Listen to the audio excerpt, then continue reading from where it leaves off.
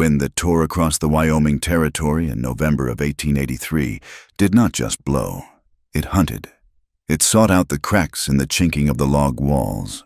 It found the gaps in the collar of a heavy wool coat, and it whistled through the empty rib cages of dead cottonwoods down by the creek.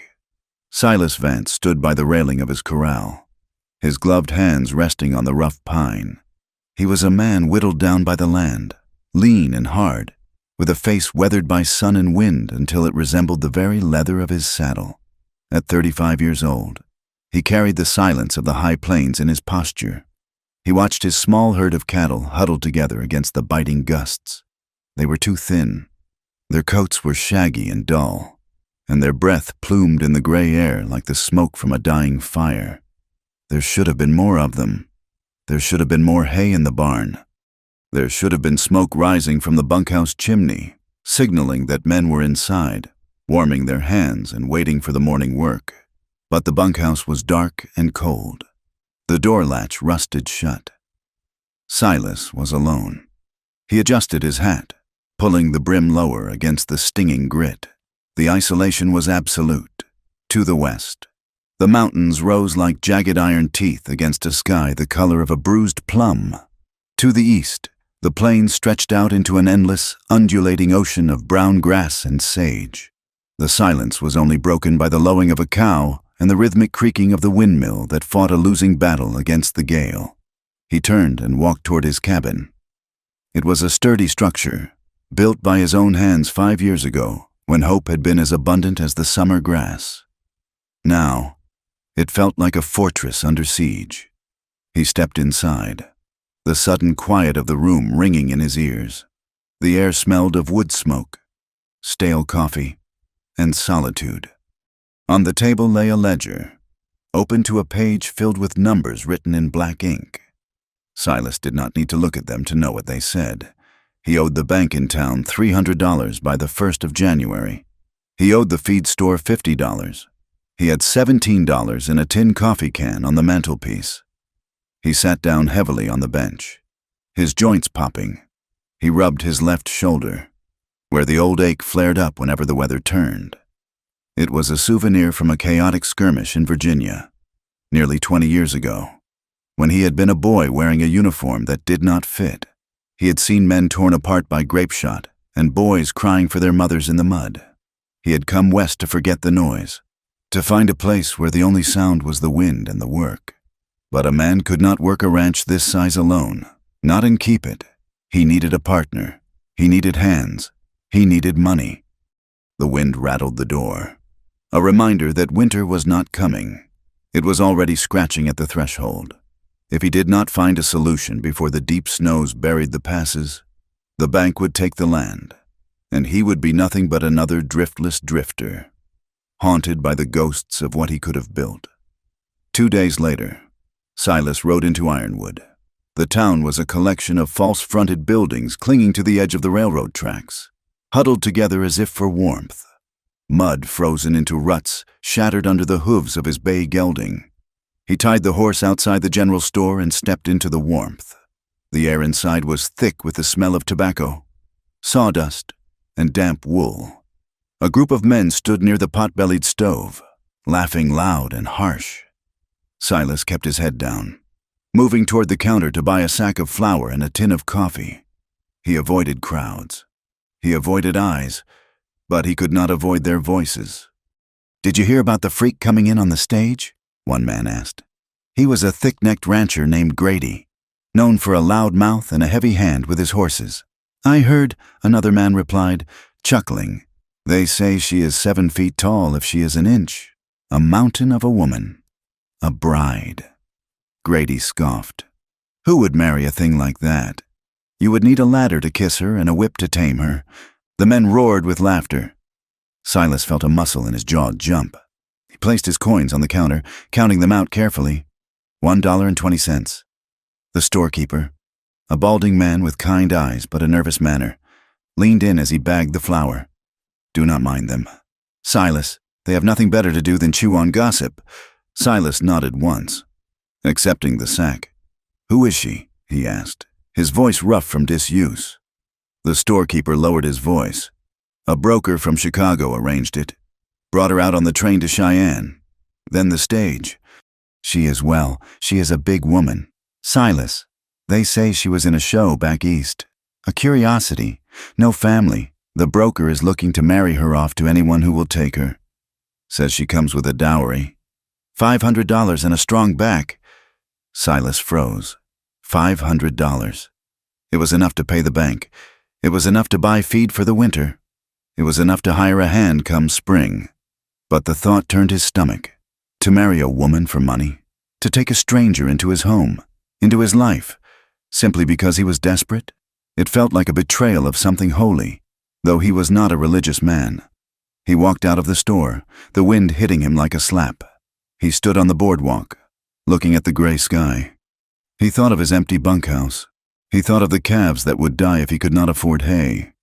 He thought of the land, the only thing he had ever loved that had not left him. He found the broker in a small, rented office at the back of the hotel. The man was thin, wearing a suit that was too shiny and smelling of rose water and sweat. He looked up as Silas filled the doorway. "Mr. Higgins?" Silas asked. The man stood, smiling a smile that did not reach his eyes. "That is me. And you are?" "Silas Vance. I have a ranch north of here." Yes." Higgins gestured to a chair. "You have heard about the arrangement?" "I heard," Silas said, remaining standing. "She is a sturdy woman, Mr. Vance. Very sturdy. Strong as an ox. A bit quiet. Odd, some might say. But she is untouched. I can vouch for that. Pure as the driven snow. Despite her time in the public eye, she is stubborn, though has a fire in her." Silas looked at the man's hands. They were soft, pink hands. Hands that had never dug a post hole or held a dying calf. "And the money?" Silas asked, hating the words as they left his mouth. $500, payable upon the signing of the marriage certificate. And, of course, you get her labor. She can lift more than most men I know." Silas closed his eyes for a second. He saw the ledger on his table. He saw the frozen creek. He saw the years of blood and mud behind him and the emptiness ahead. "I will do it," he said. Higgins beamed, clapping his hands together. "Excellent. A wise decision. Mr. Vance, a very practical decision." He produced a document, the paper crisp and white. Silas took the pen. His hand trembled. It was a slight tremor. A ghost from the war, from the day a bullet had shattered his shoulder and his nerve. But today, it felt like fear. He was signing away his solitude. He was buying a human being. He scrawled his name, Silas John Vance. "It is done," Higgins said, blowing on the ink. "She arrives on the afternoon stage. You can meet her there." Silas walked out of the office, feeling heavier than he ever had in his life. He told himself he was saving the ranch. He told himself he was giving this woman a home, which was surely better than being peddled by a man like Higgins. But the wind whispered otherwise. The stagecoach lurched violently, hitting a rut that sent a jolt of pain up Ilara's spine. She sat hunched in the corner of the carriage, her knees pressed tight against her chest because there was nowhere else for them to go. The roof was too low. Her bonnet brushed against the fabric lining with every sway. She was 24 years old, but her eyes held the weariness of an old woman. She closed them, trying to block out the stare of the woman sitting opposite her, a severe matron with a pinched mouth who clutched her handbag as if Ilara might snatch it. Ilara was used to stares. She had lived her life under them. "Step right up. Come and see the Amazonian wonder, the giantess of the north. See the woman who can crush a horseshoe in one hand." The ringmaster's voice echoed in her memory, shrill and grating.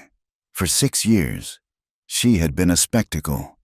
She had stood on a wooden platform, dressed in a ridiculous costume of faux Roman armor. While men paid 5 cents to gawk at her, they would shout crude things. They would ask her to stand up, turn around, show her teeth. They discussed her dimensions as if she were a prize heifer at a county fair. 6 feet, 6 inches, the ringmaster would shout. Over 250 pounds of womanly might. She had learned to turn into stone. She had learned to fix her eyes on a point above their heads and disappear inside herself. But she had made a vow, carved into the bedrock of her soul. No one would touch her. They could look, they could mock, they could throw peanuts, but they would not touch. She had broken the wrist of a drunkard in St. Louis who had tried to grab her ankle. After that, the ringmaster had sold her contract to Higgins. "You are too much trouble, girl," he had said. "Let some rancher deal with you. Now." She was being delivered like a crate of dry goods, a dowry. That was what they called the money Higgins was paying the man to take her off his hands. She was a liability being liquidated. The stagecoach slowed, the driver shouting to the horses. Elara felt a surge of nausea that had nothing to do with emotion. This was it, Ironwood, her new cage. She looked out the window. The town was dismal, a smear of brown against the white-dusted plains. People were already gathering. Of course they were. News of the freak traveled faster than the wind. The coach groaned to a halt. The door swung open. "End of the line! Folks!" the driver yelled. Elara waited for the other passengers to exit. She needed the space to unfold herself. When the carriage was empty, she took a deep breath, steeling herself against the inevitable. She ducked her head low, maneuvering her broad shoulders through the narrow frame, and stepped down into the mud. A hush fell over the crowd. She straightened to her full height. She stood 6 feet and 6 inches tall, towering over every man on the boardwalk.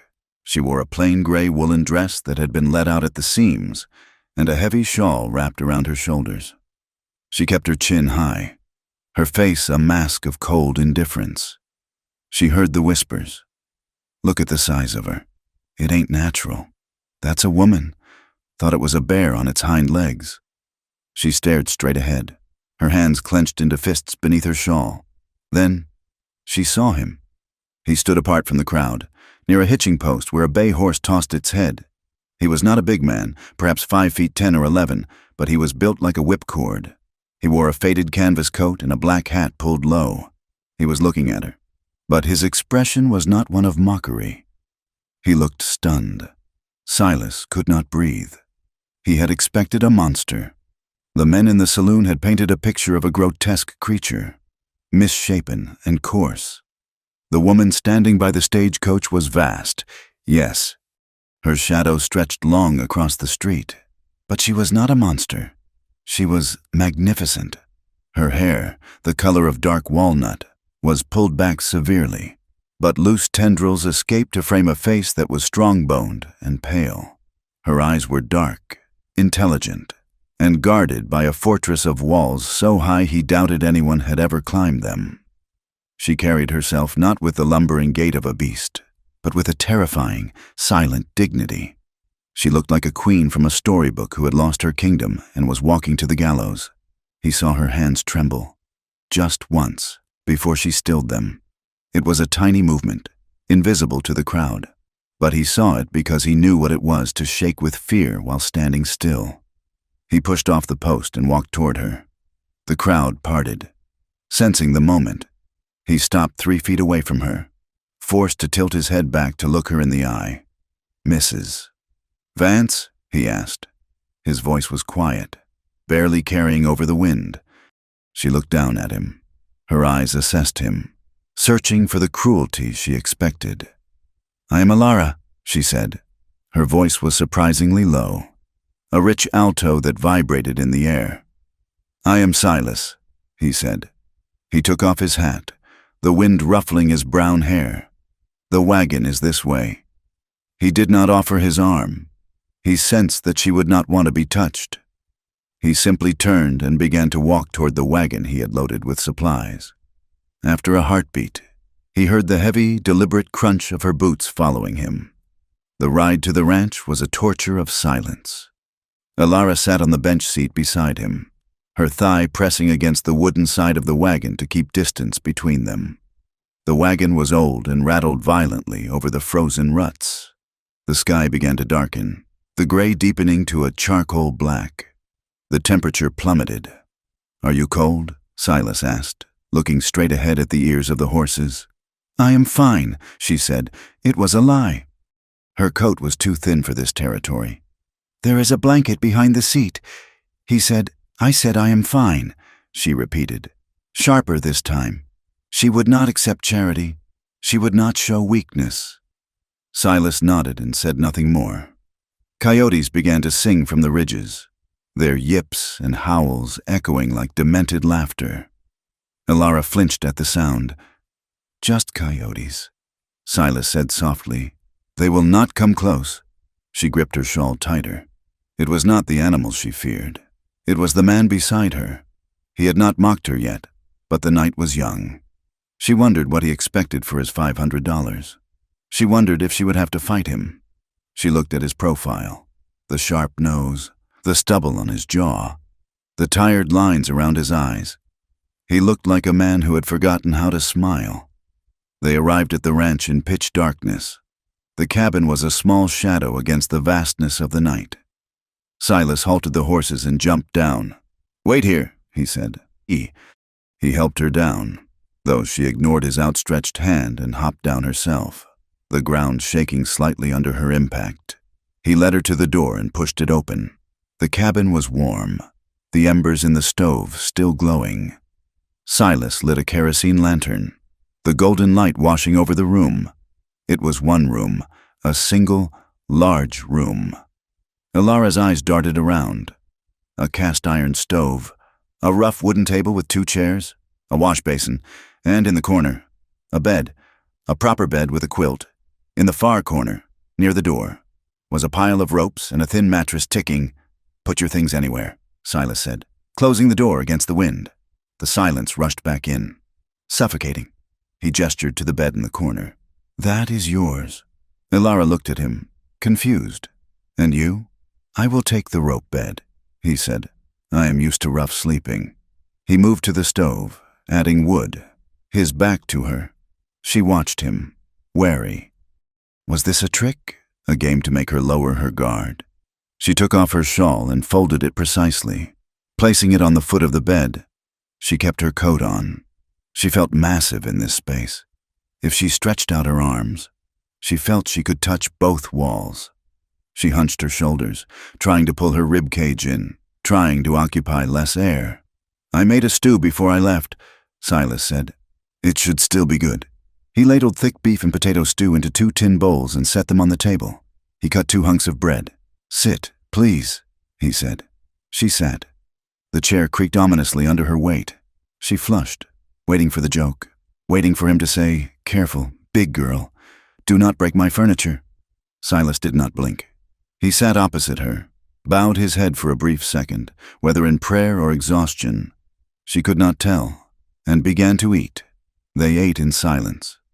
The only sounds were the scraping of spoons and the howling of the wind outside, which sounded like it was trying to claw the roof off.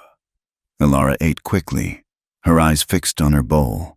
She was starving, but she was ashamed of her hunger, just as she was ashamed of her size. When the meal was done, Silas stood and gathered the bowls. "I will wash," he said. "You have had a long journey." Elara stood up. "I can work," she said. That was the deal. Silas paused, his hands in the soapy water. "Tomorrow," he said without turning. "Tomorrow there will be plenty of work. Rest now." She retreated to the corner.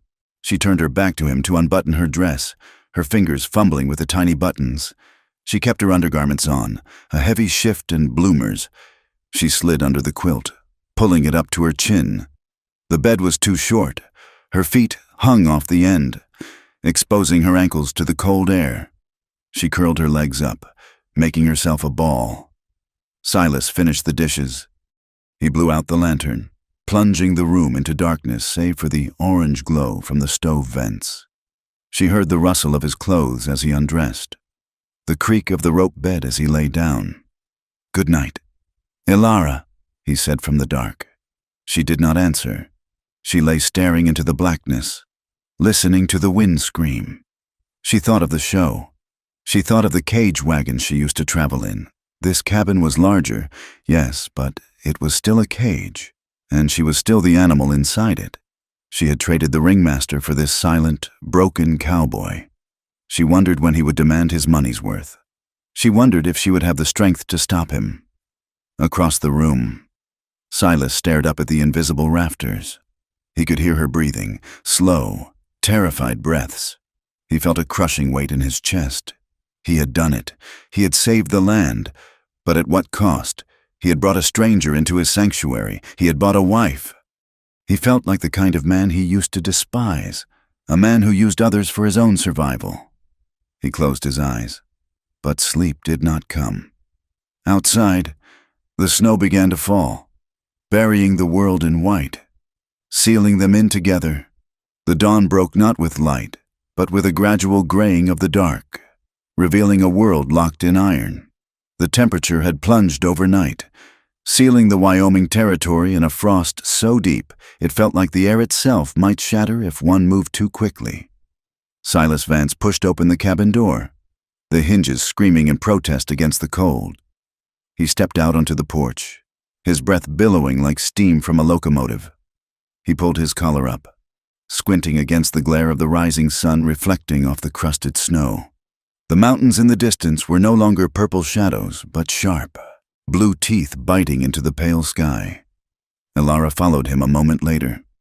She wore a man's heavy coat he had found in an old trunk, the sleeves barely reaching her wrists, and a wool scarf wrapped high around her neck. She did not shiver. She stood beside him, her head nearly brushing the roof beams of the porch, and looked out at the desolation. "We need to break the ice on the trough," Silas said, his voice rough with sleep. Elara nodded. "I will get the axe." They moved toward the barn in a silence that had become their third companion. It had been 2 weeks since she arrived, and the routine was already etched into their bones. Work was the language they spoke best. Silas watched her as she walked ahead of him. Her boots crunched heavily through the snow crust. He had expected a burden. He had expected to spend his winter nursing a frightened city woman who would weep at the howling wind or faint at the sight of blood. He had been wrong. At the water trough, a solid 3 inches of ice had formed. Silas reached for the axe, but Elara was already there. She lifted the heavy tool with one hand, the muscles in her arms shifting beneath the thick wool of her coat, and brought it down.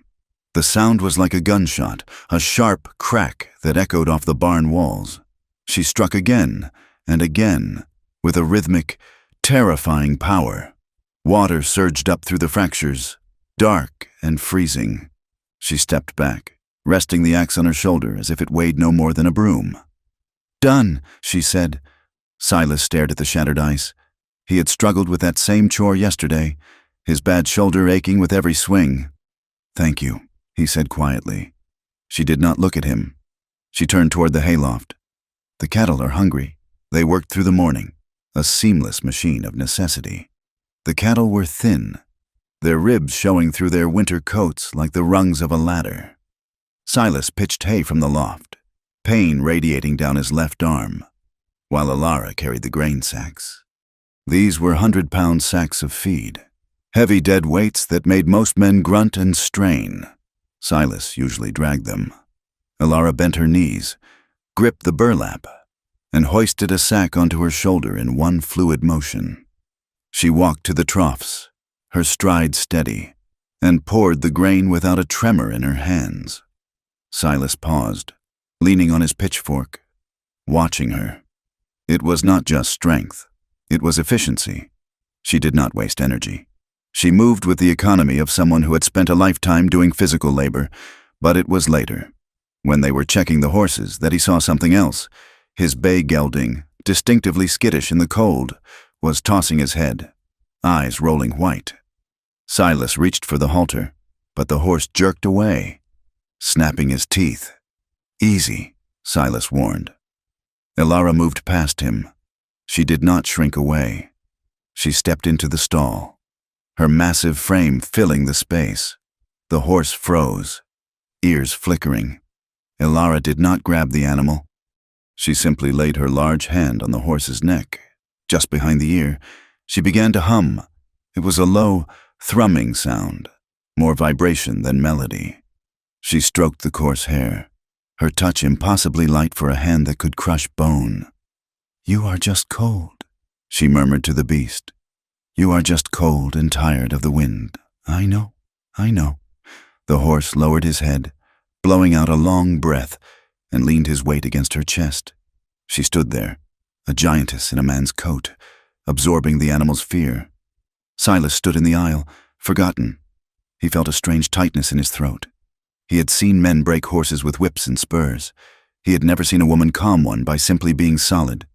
"You have a way with them," Silas said, his voice breaking the spell. Alara stiffened.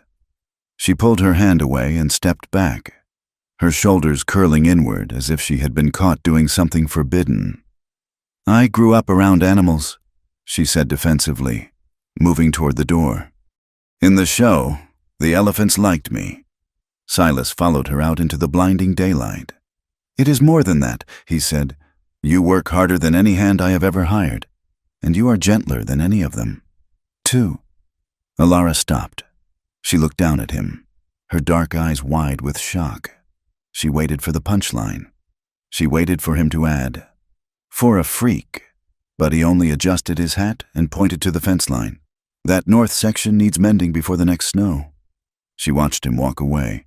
A warmth that had nothing to do with the sun bloomed in her chest. She crushed it down instantly. Hope was dangerous. Compliments were usually the bait for a trap. But as she picked up the coil of wire, she replayed his words in her mind, hoarding them like gold coins. The boundaries in the cabin were as tangible as the log walls. They lived in a space no larger than 20 feet by 20 feet, yet they maintained a distance of miles. Silas had rigged a blanket on a rope to partition off the corner where her bed stood. When she needed to change or wash, she would say, "Turn," and he would go outside or busy himself at the stove with his back fully turned. He never entered her space, not once. She slept in the bed with the quilt. He slept on the rope mattress in the corner, wrapped in rough wool. At night, the darkness was filled with the sounds of their separate existences, the rustle of straw, the shift of a body, the slow rhythm of breathing. They did not touch. When they passed tools to each other, they were careful to grip opposite ends. When they sat at the small table to eat, they kept their elbows tucked in. Both of them were acutely aware of the physics of their bodies. Alara felt her size like a sin. She tried to make herself small, hunching her spine, keeping her legs tucked under the chair. Silas felt his gaze like a weapon. He caught himself watching her, the curve of her neck, the power in her wrists, and would force his eyes to the floor, consumed by guilt, but slowly. The silence between them began to change texture. It shifted from the tense silence of strangers to the companionable silence of survivors. Small rituals formed like ice crystals on a window pane. At dawn, before the work began, Silas would brew coffee strong enough to strip paint. He would pour 2 tin cups and set hers on the table. They would stand there, drinking the scalding liquid, watching the gray light seep through the cracks in the shutters. "Ready?" he would ask. "Ready," she would answer. It was the only vow they had actually made to each other. In the evenings, if the wind died down, they would sit on the porch bench. The sunset over the mountains was a violent bruising of purple and crimson. They did not speak of the beauty. They just witnessed it. Alara would sit with her hands folded in her lap, massive and still. Silas would smoke a pipe, the smoke drifting up to mingle with the cold air. During the snow squalls that swept down from the peaks, they would take shelter against the leeward wall of the stable, standing shoulder to shoulder, not touching, but close enough to block the wind for one another. It was in these quiet moments that the ghosts began to show themselves. One afternoon, the crack of a rifle echoed from the ridge, a hunter tracking elk miles away. Silas was repairing a bridle.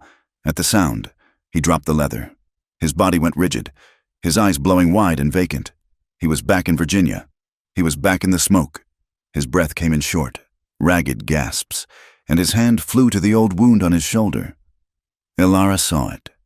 She was holding the lantern. She did not speak. She did not touch him. She simply moved her large body between him and the door, blocking the view of the ridge, creating a wall of safety. "It is just a hunter. Silas," she said, her voice dropping to that low hum she used for the horses. "Just a hunter. We are here. We are safe." He blinked, the terror slowly draining from his face, replaced by a gray shame. He looked at her, seeing her solidity. "I know," he whispered. "I know." Days later, it was her turn. They were in the barn when the wind carried the sound of men laughing from the road, travelers passing by, shouting a joke to one another. Elara flinched as if she had been struck. She dropped the curry brush she was holding. She backed into the corner of the stall, her arms crossing over her chest, her eyes darting frantically to the door. Her breathing turned shallow and fast. She made herself small, terrified, expecting the door to burst open, expecting the pointing fingers and the jeers. Silas stepped to the barn door and looked out. He saw the riders disappearing over the hill. He turned back to her. "They are gone," he said firmly. "They were not looking at us." Elara stared at him, her chest heaving. She looked like a trapped animal. Silas realized then that her scars were not on her skin. He realized that laughter was to her what gunfire was to him. "We are a fine pair," he thought bitterly. "Two broken things trying to build a whole. We are out of flour," Elara said one evening, scraping the bottom of the barrel. "And coffee." Silas looked up from the ledger. He had been dreading this. A trip to town was unavoidable. "I will go tomorrow," he said. "I will come with you," she said. Silas hesitated. "Elara, it might be better if I go alone. The snow is deep, and people will stare." She finished for him. She turned to face him, drawing herself up to her full height. Her chin was set in a line of granite. "I am your wife, Silas, at least on paper. I will not hide here like a shame you keep in the cellar. Besides, you cannot load the supplies alone with your bad shoulder." He looked at her. She was right about the shoulder. It had been throbbing for days. But more than that, he saw the pride in her eyes. To leave her behind would be to agree with the town that she was something to be hidden. "We leave at first light," he said. The ride to Ironwood was tense. The wagon wheels crunched loudly on the frozen road. Elara wore her best dress, a dark blue wool that was frayed at the cuffs, and her heavy coat. She sat straight, her eyes fixed on the horizon, preparing for battle. When they rolled onto the main street, the town seemed to pause. A blacksmith stopped his hammer. A woman shaking a rug on a balcony froze. Heads turned, fingers pointed. Silas kept his eyes forward, snapping the reins. He pulled the wagon up to the general store and set the brake. "Stay close," he murmured. They walked into the store. The bell above the door chimed cheerfully, a stark contrast to the sudden silence that fell over the room. 3 men were leaning against the counter. One of them was Harlan Boyd. Harlan was a wealthy man by local standards, owning the largest herd in the valley. He was big, broad in the gut and heavy in the face, and he wore a fur-lined coat that smelled of money and arrogance. He had always looked down on Silas as a failure, a man who couldn't hold his own. "Well, look at this," Harlan said, his voice booming. "Silas Vance has come down from his hill, and he brought his livestock." The other men snickered. Silas felt his blood turn cold. He moved to the counter, placing his order with the nervous clerk. Elara stood by the door, trying to look at the shelves of canned peaches. She felt Harlan's eyes crawling over her back. "Heard you got yourself a bargain, Vance," Harlan continued, stepping away from the counter and circling toward Elara. He walked around her as if inspecting a prize mare. "Bought her by the pound." "Did you?" Silas turned slowly. "Leave it be." "Harlan." Harlan ignored him. He stopped in front of Elara, looking her up and down with a sneer of exaggerated wonder. "Jesus, you are a big one, aren't you? Look at those shoulders. You could pull a plow better than a mule." Elara stared at a spot on the wall, her face burning. She bit the inside of her cheek until she tasted copper. "Tell me, girl," Harlan said, leaning in close. His breath smelled of whiskey and onions. "Is it true what they say? That you was in a circus? Did they make you dance, or did you just stand there and let folks throw peanuts?" Elara did not answer. She was trembling, a fine vibration that ran through her massive frame. "I asked you a question. Freak." Harlan spat. Silas moved. It was not a sudden lunge, but a fluid, dark motion. He stepped between Elara and Harlan, his back to her. He stood 6 inches shorter than the bully, but in that moment, he looked like death itself. His hand hung loose by his side, inches from the worn walnut grip of his revolver. "Step away," Silas said. His voice was not loud. It was a whisper, scraping like gravel on glass. Harlan laughed, but he took a half step back. "Or what? Vance, you going to shoot me over this?" He gestured to Alara. "You bought a circus act. Silas, you can't expect us not to enjoy the show. Tell me, is she for rent? Like the horses? I got some fencing needs doing." The air in the store vanished. The clerk ducked behind the counter. Silas's eyes were black voids. "Do not speak of her again. Do not look at her. If you come near my land, or near my wife, I will put you in the ground." Harlan's face reddened. He bristled, his hand twitching toward his own gun belt. "You threatening me, pauper? The town doesn't need freaks, and it doesn't need failed soldiers protecting them." The tension pulled tight, a wire about to snap. Silas's fingers curled. He was ready. He could feel the old rhythm, the slide of metal, the explosion. "That is enough." The sheriff stood in the doorway. A double-barreled shotgun cracked open over his arm. He was an older man, tired of the winter and tired of Harlan Boyd. "Break it up," the sheriff ordered. "Harlan, get your business done and get out. Silas, take your wife and go home." Harlan sneered, spitting on the floorboards near Silas's boot. "This isn't over. Vance, you think you can bring a monster into this valley and we will just smile? Trouble is coming." He pushed past them, shouldering Alara as he went. She stumbled back a step, catching herself on a barrel of apples. Silas did not look at the sheriff. He took Alara's elbow, his hand small against her arm, and guided her out. "Let's go." The ride back was excruciating. The silence was not companionable now. It was jagged. Alara sat hunched over, staring at her knees. The humiliation burned in her chest, hot and suffocating. Back at the cabin, she moved with jerky, brittle motions. She slammed the flour sack onto the table. She began to unbutton her coat, her fingers fumbling. "Alara," Silas said gently. He reached out to touch her shoulder. "Do not," she snapped, pulling away. She backed into the corner, her eyes wet and furious. "Do not pity me, Silas. I do not pity you," he said. "He was a bastard. He is a fool." "He spoke the truth," she cried, her voice rising, cracking with the weight of the day. "I am a freak. Look at me. I am a monster that you bought to pull your plow. Do not pretend it is anything else." She turned her face to the wall, her shoulders shaking with silent sobs. "I am used to it," she whispered harshly.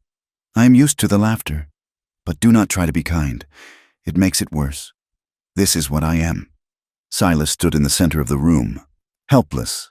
He wanted to tell her she was beautiful. He wanted to tell her that when he stood between her and Harlan, he wasn't protecting property.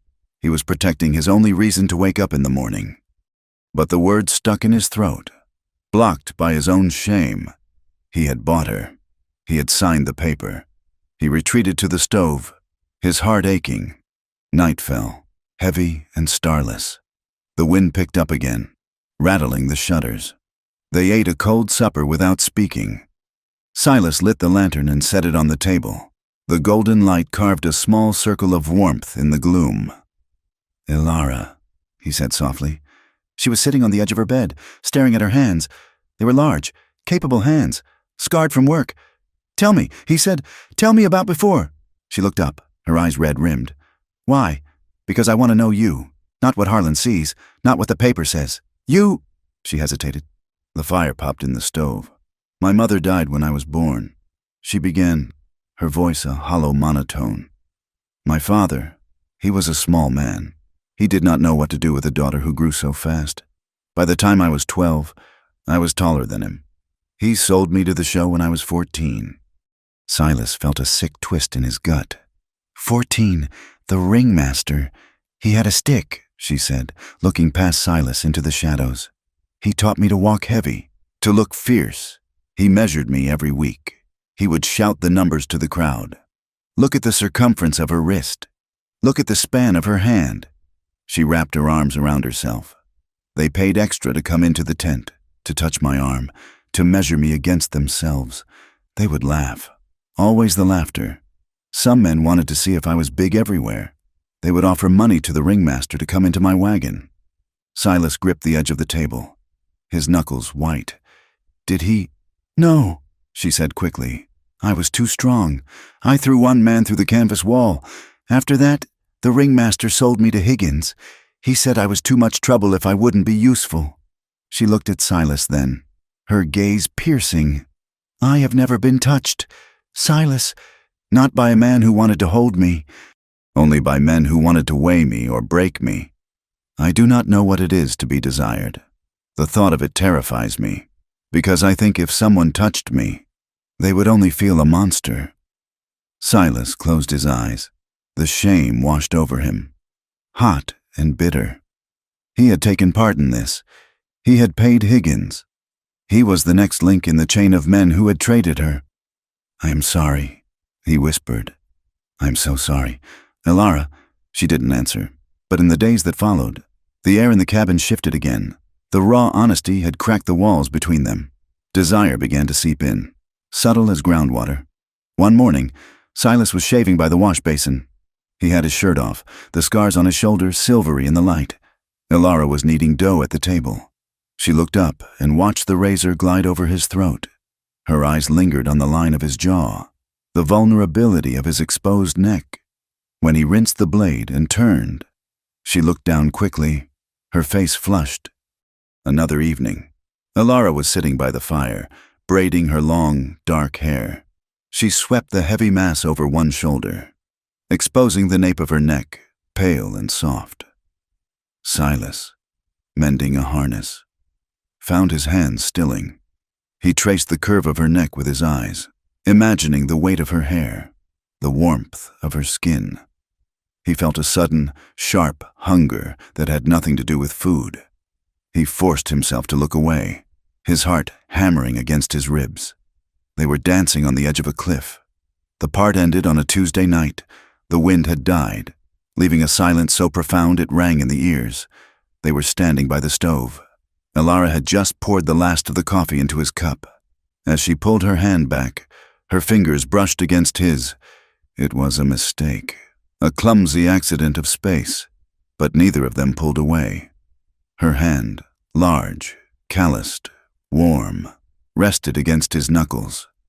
Silas stopped breathing. The contact sent a shock through him that was almost painful. He looked at her hand, then up to her face. Elara was staring at him, her lips slightly parted, her eyes wide with a mixture of fear and wonder. She did not retreat. She did not hunch her shoulders. She stood tall, her hand lingering on his for 10 seconds. The world narrowed down to the point where their skin touched. The heat of the stove was nothing compared to the heat rising between them. Then, a log shifted in the firebox. A loud pop shattered the silence. Elara gasped and jerked her hand back as if burned. She turned away, grabbing a dish rag, scrubbing a spot on the table that was already clean. Silas stood there, his hand still tingling, staring at her back. He said nothing, but as he looked at her, he knew that he was no longer just a lonely man trying to save a ranch. He was a man falling in love with a giantess, and he was terrified that he would break her, or that she would break him. February arrived with a deceitful smile. The sun broke through the iron clouds for 3 days, melting the top layer of snow into a slurry of mud and hope, only to vanish behind a fresh wall of white. The temperature plummeted 20 degrees in an hour. The wind returned, screaming down from the bighorns with renewed malice, freezing the slush into jagged ruts that could break a horse's leg. On the Vance Ranch, the false spring brought death. The blizzard that followed was not the heavy, silent burying kind. It was a scouring. It drove ice crystals horizontally like birdshot. When the white curtain finally lifted, Silas found 6 of his heifers piled in a draw, frozen solid. They were huddled together, coated in rime, looking like statues carved from quartz. Silas stood over them, his scarf wrapped around his face, his gloved hands tucked into his armpits. He did not curse. He did not yell. He simply did the arithmetic in his head. 6 heifers. That was next year's breeding stock. That was the profit margin he needed to buy seed for the hay. The silence of the dead cattle was louder than the wind. He rode back to the cabin. His posture slumped. When he entered, Elara was at the stove, stirring a pot of beans. She looked at him, her dark eyes reading the set of his shoulders. "How many?" she asked. "6," Silas said. He sat at the table and pulled off his gloves. His fingers were white and waxy. Elara poured him a cup of coffee and set it down without a word. She knew better than to offer false comfort. The next day, a rider struggled up the track, a courier from the bank in Cheyenne, his horse steaming in the cold. He handed Silas a packet of letters, accepted a cup of hot coffee, and left as quickly as he could to beat the sun down. Silas sat by the window, the gray light falling on the paper. One envelope stood out. It was heavy, cream-colored paper, smelling faintly of the city. The return address was Higgins Associates, Chicago. Silas broke the seal. As he read, his face went ashen. "Dear Mr. Vance, due to unforeseen market adjustments and the rising costs of transportation, the initial dowry agreement has been reviewed. The remaining balance of the arrangement fee, $200, is due immediately. Furthermore, I have received inquiries from a traveling exhibition in San Francisco regarding the acquisition of unique specimens. Should you be unable to fulfill the financial terms of our contract, I reserve the right to reclaim the collateral involved in the transaction. Sincerely, A. Higgins, Collateral." Silas crushed the letter in his fist. His heart hammered against his ribs. $200. He did not have 20, and the threat was clear. Higgins was not just asking for money. He was threatening to take Elara back, to sell her to a sideshow in California. Silas looked up. Elara was across the room, mending a tear in his spare shirt. She had paused, her needle hovering. She had heard the crinkle of the paper. She had seen his hand tremble. "Bad news?" she asked, her voice tight. Silas shoved the letter into his pocket.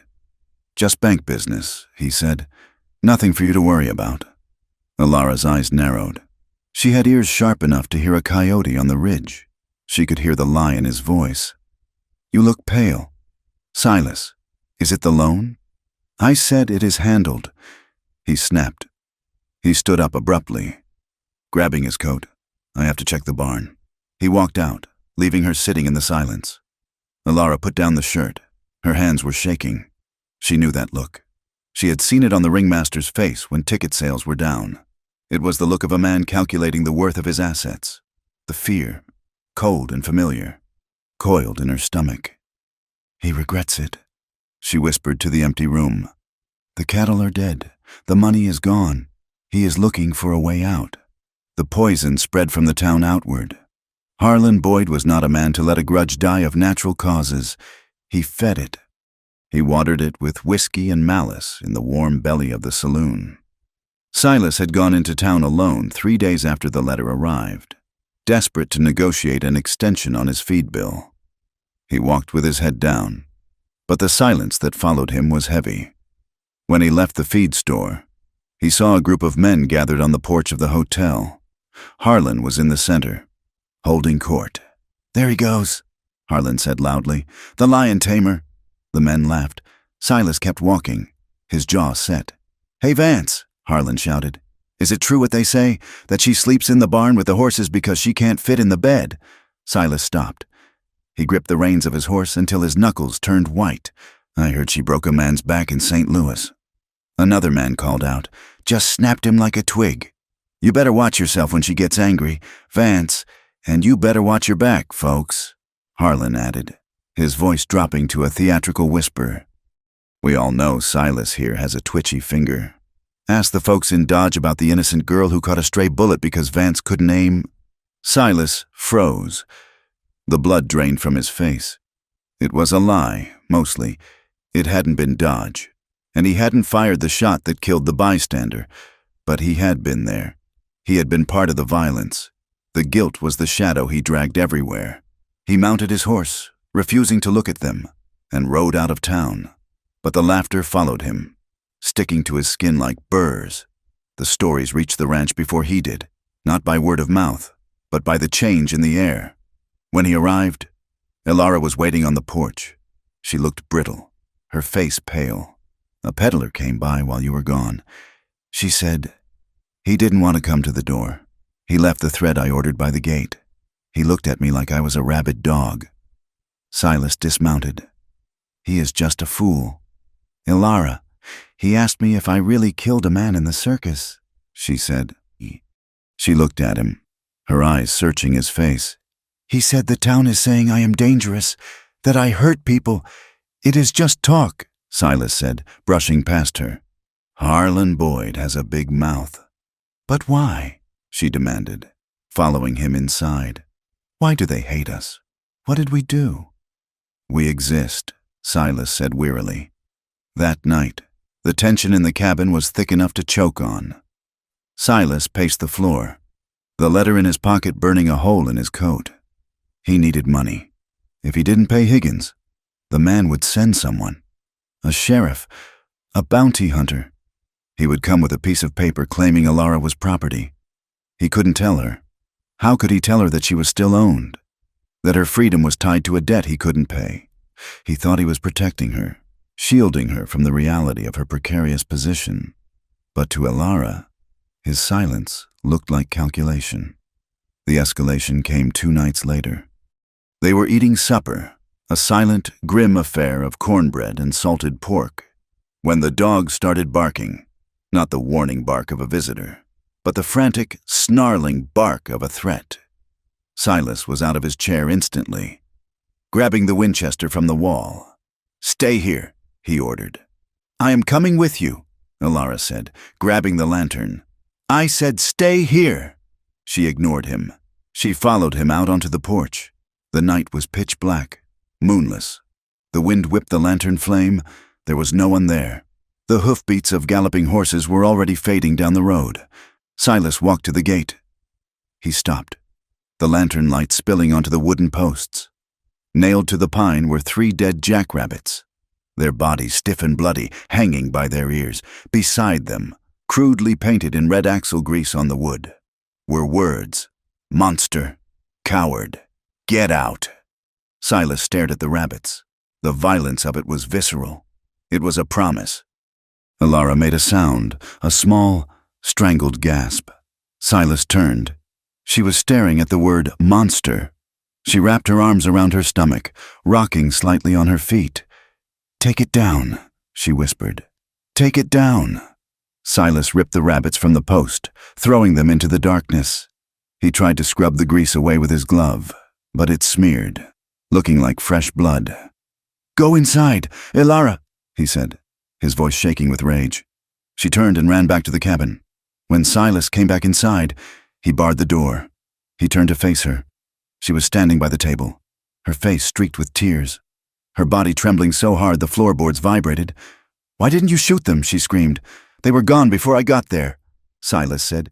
"You let them do this!" she cried. "You let them paint that name on our home! I cannot stop the wind, Elara, and I cannot stop men like Harlan from being vicious. You are hiding things!" she accused, stepping toward him. She towered over him, her grief making her look formidable. "You hide the letters. You hide the bills. You hide your past. Harlan shouted things in town about a killing, about you killing a girl. Is it true?" Silas flinched. "It was an accident," he said through gritted teeth. "Years ago. I never meant for it to happen. But you never told me. Just like you never told me we are broke. Just like you never told me that broker is writing to you. I am trying to handle it," Silas yelled, his controls snapping. "I am trying to keep this ranch afloat. I am trying to keep a roof over your head. I don't need a roof. I need the truth. Are you sending me away? Is that what the letter said? Are you selling me back?" "No!" Silas shouted. "I am trying to pay him so he doesn't come for you." "Pay him?" Elara froze. "Pay him what?" Silas raked a hand through his hair, pacing frantically. "Higgins wants more money. He says the contract has changed. He called you. He stopped." The room went dead silent. "He called me what?" Elara asked. Her voice was very quiet. Silas looked at her. He saw the trap he had walked into. He saw the hurt in her eyes, deep and old. "He called you merchandise," Silas whispered. "He said if I don't pay another $200, he will reclaim the collateral." Elara stood still. She looked as if he had struck her across the face with a whip. "Merchandise," she repeated. "It is just words. Elara, lawyer words. No," she said, "it is what I am. To him and to you. That is not true." Silas stepped forward, reaching for her hand. She snatched it away. "Don't," she hissed. "You bought me. Silas, you paid $500. Now you have to pay $200 more. I'm just a bad investment. A piece of farm equipment that eats too much and brings trouble." "Elara, stop. I bet you wish you could return me," she said, her voice breaking.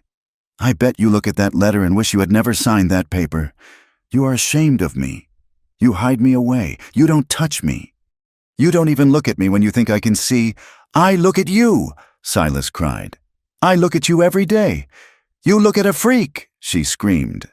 The word hung in the air. Silas stared at her, breathing hard. He saw the walls she had built slamming back into place. He saw the lonely, terrified girl hiding inside the giant body. "I look at my wife," he said softly. But she was gone. She turned her back on him, walking to the dark corner of the room. She sat on her bed, pulling her knees up, turning her face to the wall. "Leave me alone," she said. "Just leave me alone." Silas stood there, his heart bleeding. He wanted to go to her. He wanted to explain that he didn't touch her because he was afraid of terrifying her. Not because she was a freak, but the distance between them felt uncrossable. He sat down at the table and put his head in his hands. He must have dozed off, exhausted by the adrenaline and the grief. He woke to a sound that was not the wind. It was a crackling, like paper being crumpled, but louder, and the smell.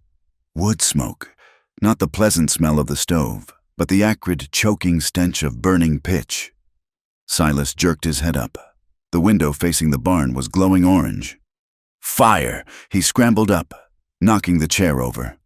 "Elara, the barn!" Elara was already moving.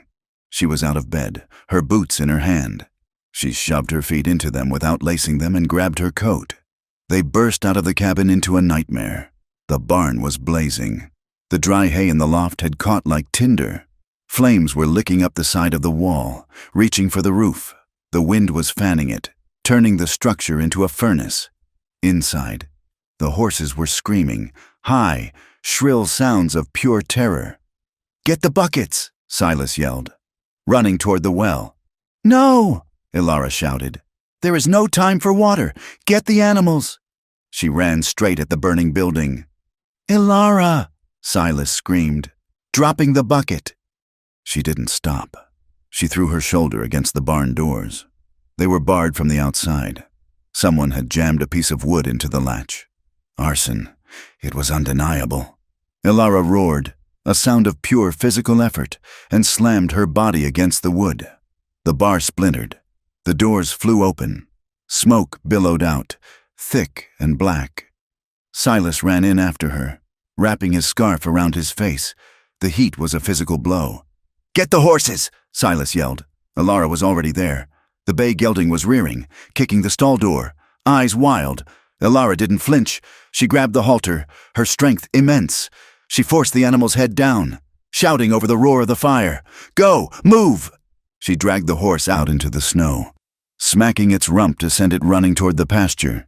She turned back instantly. The roof groaned. A beam, eaten by fire, was sagging. "The milk cow!" Silas shouted. He was struggling with the gate of the cow pen. The metal was hot. Elara was beside him in a second. She ripped the gate off its hinges. She grabbed the terrified cow by the horns and the neck, literally shoving the animal toward the door. "Get out! Silas!" she yelled. "The roof! I have to get the saddle. My rifle is in the tack room. Leave it!" Silas didn't listen. He ran toward the tack room at the back. He grabbed his saddle, heavy with expensive leather. As he turned, a burning rafter, thick as a man's waist, sheared off from the ceiling. "Silas!" Elara lunged. She couldn't reach him in time to stop the beam, but she reached him in time to shove him. She hit him with her shoulder, knocking him sideways just as the timber crashed down. It missed his skull by inches, but the end of the beam clipped his head and landed across his legs. Sparks showered over him. The heat seared his hands as he tried to push the burning wood away. "Ah!" he screamed. Ilara was there. She didn't hesitate.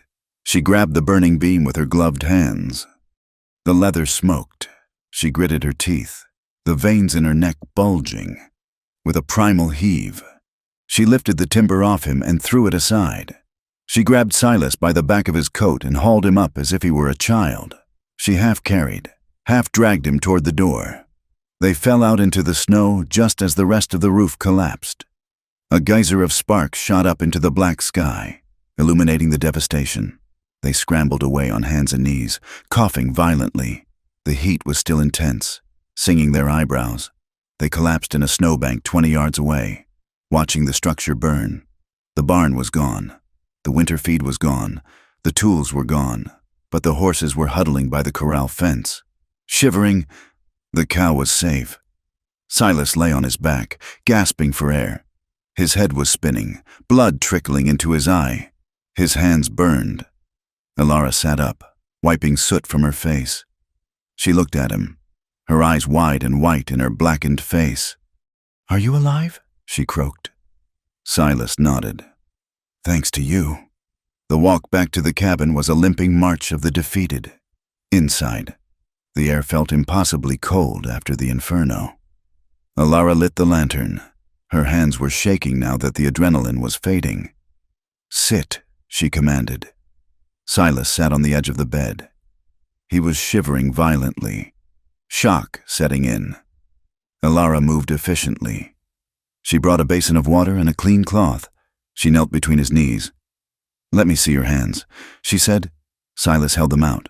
The palms were red and blistered, angry burns striping the skin. Ilara hissed through her teeth. She took a jar of salve from the shelf, bear grease and herbs, and began to apply it. Her touch was agonizingly gentle. Her large fingers, still stained with soot, moved over his damaged skin with a delicacy that made his breath catch. He looked down at her. Her hair had come loose from its braid, falling in a curtain around her face. She smelled of smoke, sweat, and horsehair. It was the most honest smell he had ever known. He watched her face as she worked. Her brow was furrowed in concentration. She was biting her lip. A smudge of ash darkened her cheekbone. "Ilara," he whispered. She looked up. Their faces were inches apart. "You saved my life," he said again. She looked down at his hands. "You are a fool," she murmured. "Going back for a saddle?" "It wasn't the saddle," he said. "It was the rifle. It was my father's. You are worth more than a gun." "Silas," she said fiercely. The words hung between them. She froze, realizing what she had said. Silas leaned forward. The pain in his hands was forgotten. All he could feel was the magnetic pull of her presence. The heat of the fire still hummed in his blood. The nearness of death had stripped away the pretense. He wanted her, not as a nurse, not as a worker, but as a woman. Ilara saw it in his eyes. She saw the hunger. For a second, her own desire flared, a desperate, aching need to be held, to be comforted after the terror of the night. Her hand lingered on his wrist. Her breathing hitched. But then the memory of the letter crashed back in.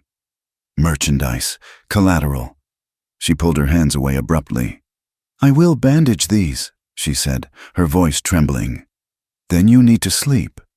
"Ilara," Silas said, reaching for her with his bandaged hand. "Please, we need to talk." "There is nothing to talk about," she said, standing up and retreating to the table to tear strips of cloth. "The barn is gone. The hay is gone. You have no way to pay Higgins now." "I will find a way," Silas said. "I will sell the saddle. I will sell the bay." "And if it is not enough?" she asked, her back to him. "If he comes with the sheriff, will you fight them, Silas? Or will you cut your losses? I would never let them take you." He swore. Ilara turned, her eyes wet. "You might not have a choice.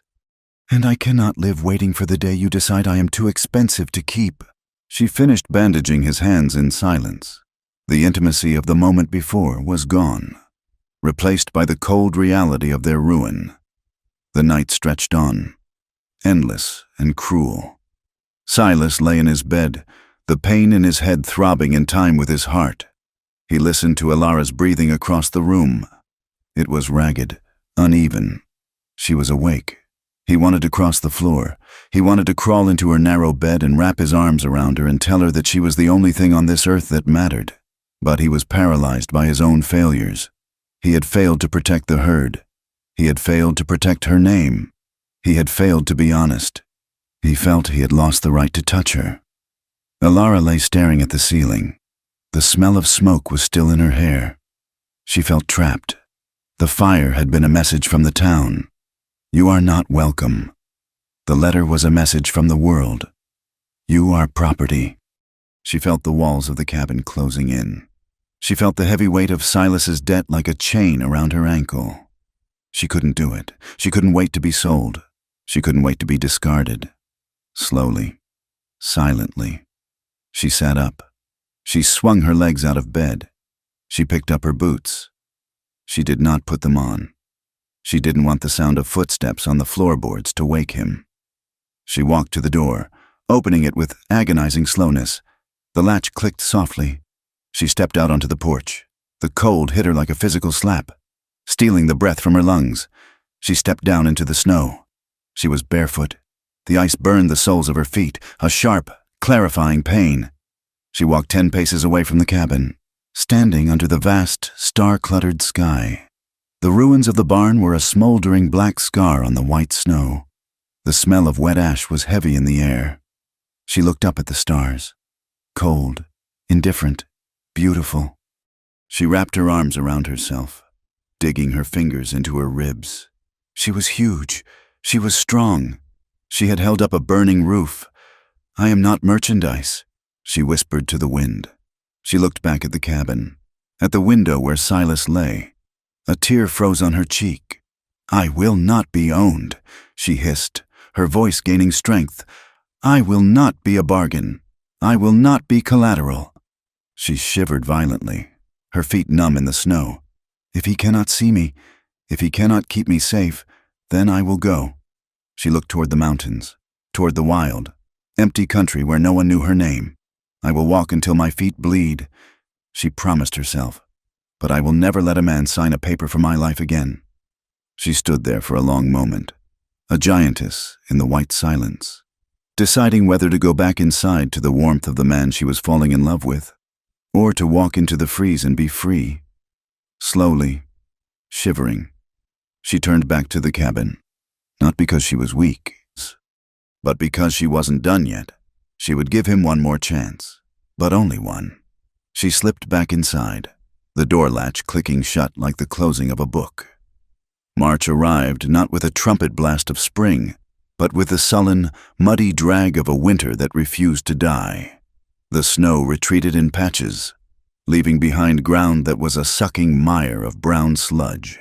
The air remained raw, freezing at night and thawing just enough by noon to soak a man's boots through to the socks.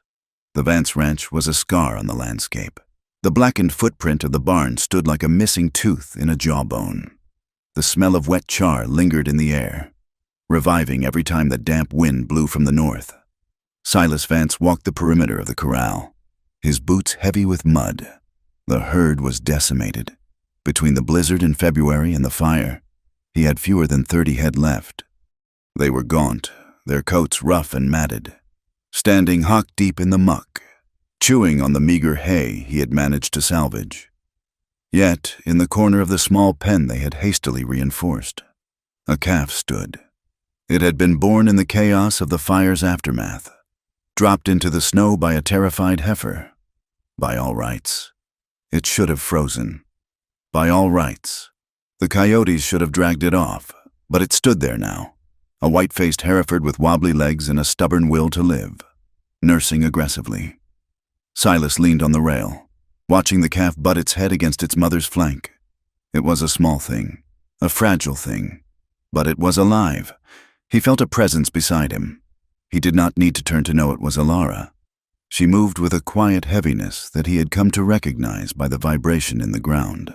He is strong, she said. Her voice was rough from the morning cold. "He is a fighter," Silas agreed. Like his mother. Ilara rested her arms on the top rail. She wore a man's canvas coat that Silas had traded for in town, the only thing he could find that fit her shoulders, and her hair was tied back with a strip of leather. She looked out at the ruins of the barn. "We need a shelter," she said. "The spring rains will come soon. If they stay out in the wet, the rot will take their hooves." "I know," Silas said.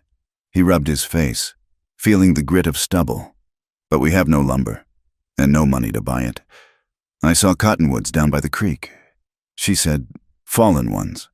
And there are beams in the burn pile that are only charred on the outside. We can scrape them." Silas looked at her.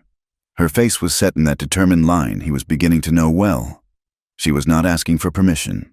She was stating a plan. "It will be hard work," he said. "I am not afraid of work." "Silas," before he could argue. The sound of a wagon rattling over the hard-packed mud of the road drew their attention. A buckboard was coming up the track, pulled by two sturdy mules. The driver was a figure wrapped in a buffalo coat, wearing a hat that had seen better decades.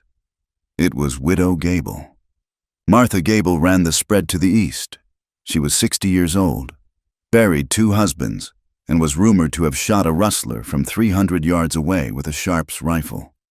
She pulled the mules to a halt and spat a stream of tobacco juice into the snow. "Morning, Silas," she called out. Her voice sounded like gravel grinding in a churn.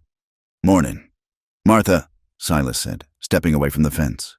Martha's sharp blue eyes shifted to Ilara. She looked the younger woman up and down, not with the sneer of the townspeople, but with the appraising eye of a horse trader. "So this is her," Martha said. "The one Harlan Boyd won't shut his mouth about." "I am Ilara," she said, standing tall. Martha nodded. "You are a big one. Good. This country eats the small ones." She gestured with her thumb to the bed of her wagon. It was loaded with rough-sawn planks and several heavy posts. "I had this timber sitting in my shed," Martha said. "It is taking up space. My hired hand is too lazy to move it, and I am too old. Figured you might have a use for it, seeing as your barn decided to become a bonfire."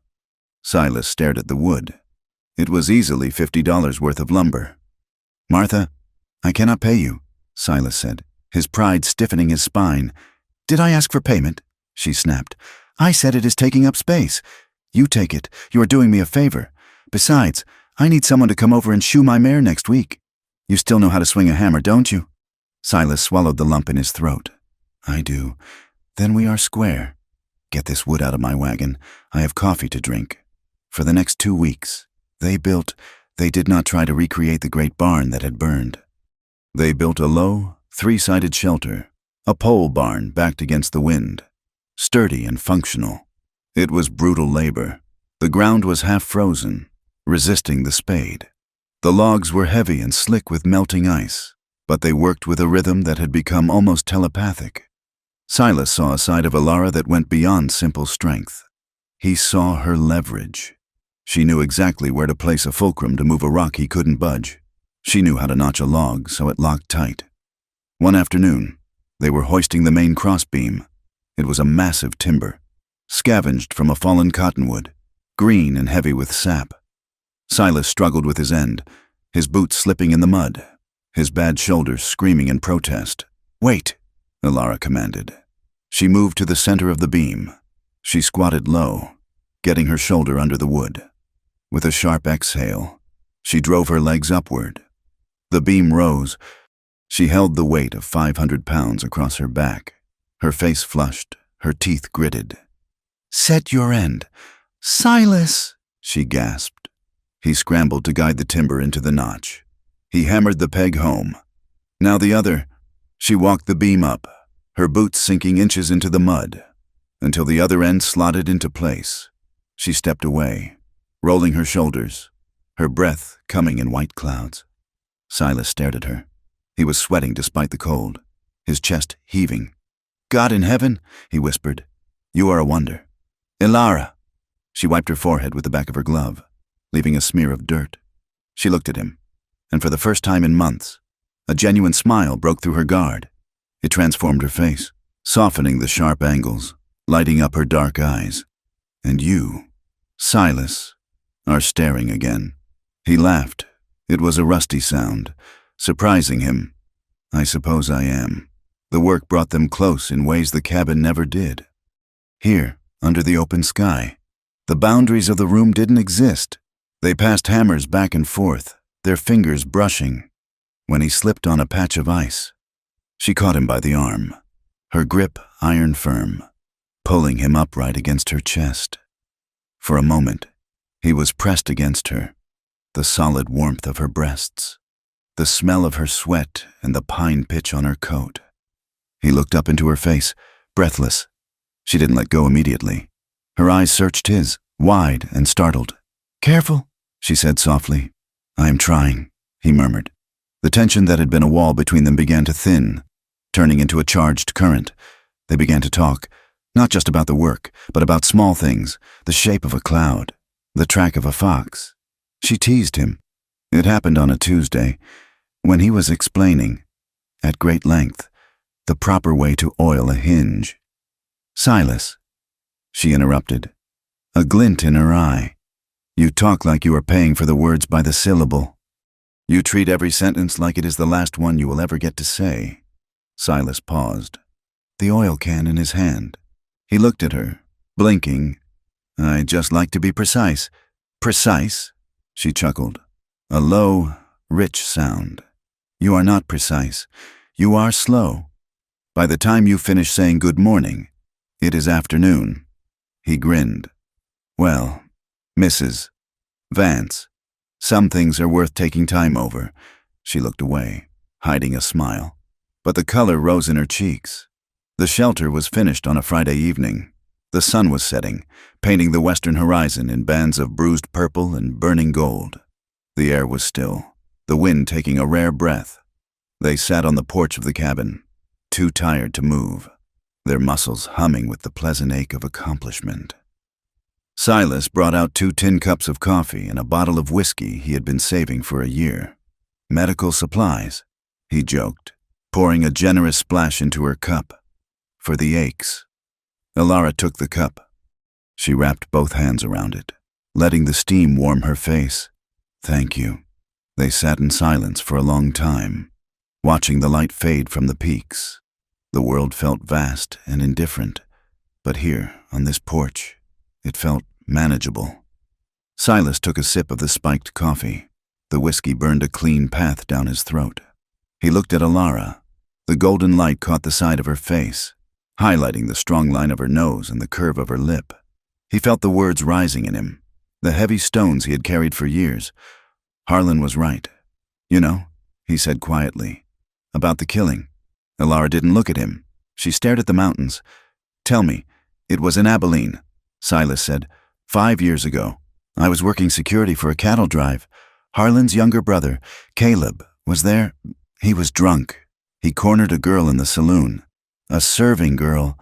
She couldn't have been more than 18. Silas gripped his cup. He was hurting her. Caleb had a knife. I tried to talk him down. I told him to let her go.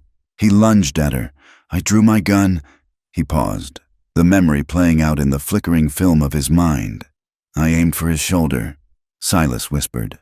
I just wanted to stop him, but he spun her around. He used her as a shield just as I pulled the trigger. Alara turned to look at him then. Her eyes were dark pools of sorrow. The bullet went through her and hit him. Silas said. They both died. Caleb died instantly. The girl, she took a long time. I held her while she bled out on the sawdust floor. She asked me why I did it. Silas's voice cracked. I have never forgotten that. The weight of that gun in my hand. The way it felt to end a life I was trying to save. That is why I came here. That is why I live alone. I am terrified of what my hands can do when I am angry. I am terrified that if I lose control, even for a second, I will break something I cannot fix. He looked at his hands, scarred and calloused. That is why I am careful with you, Alara. It is not because you are different. It is because I am dangerous. Alara set her cup down on the bench. She turned her body toward him. You are not dangerous. Silas, she said firmly. You are wounded. There is a difference." She took a breath, her chest rising under the heavy coat. "The ringmaster," she began, her voice barely a whisper. "His name was Mr. Thorn. He didn't just measure me. He owned me.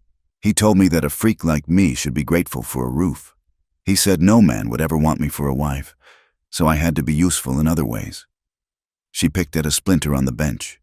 "He would bring men to my wagon after the show. Rich men. They didn't want to sleep with me. They wanted to see. They wanted me to undress. They wanted to touch me to see if my skin was hard like an elephant's." Silas felt a murderous rage boil in his gut, hot and white. "Thorn told me if I didn't smile, if I didn't let them look, he would sell me to a brothel in New Orleans that specialized in oddities. He said they would chain me to a bed, so I let them look. I let them whisper filthy things in my ears. I stood there like a statue while they touched my arms and my legs." She looked up at Silas, tears standing in her eyes. "I am a virgin, Silas, but not because I am pure, because I fought, because every time a man reached for me, I saw Thorn's face, I saw the cage. I learned that being touched means being used. It means being meat." She trembled, a tear spilling over. "That is why I pull away. Not because I do not want you, but because my body remembers the fear, even when my heart does not." Silas reached out. He moved slowly, telegraphing every inch of his intent. He laid his hand on her cheek. His palm was rough, warm, and trembling slightly. Elara froze, her breath hitching. She squeezed her eyes shut, waiting for the grab, the pinch, the cruelty.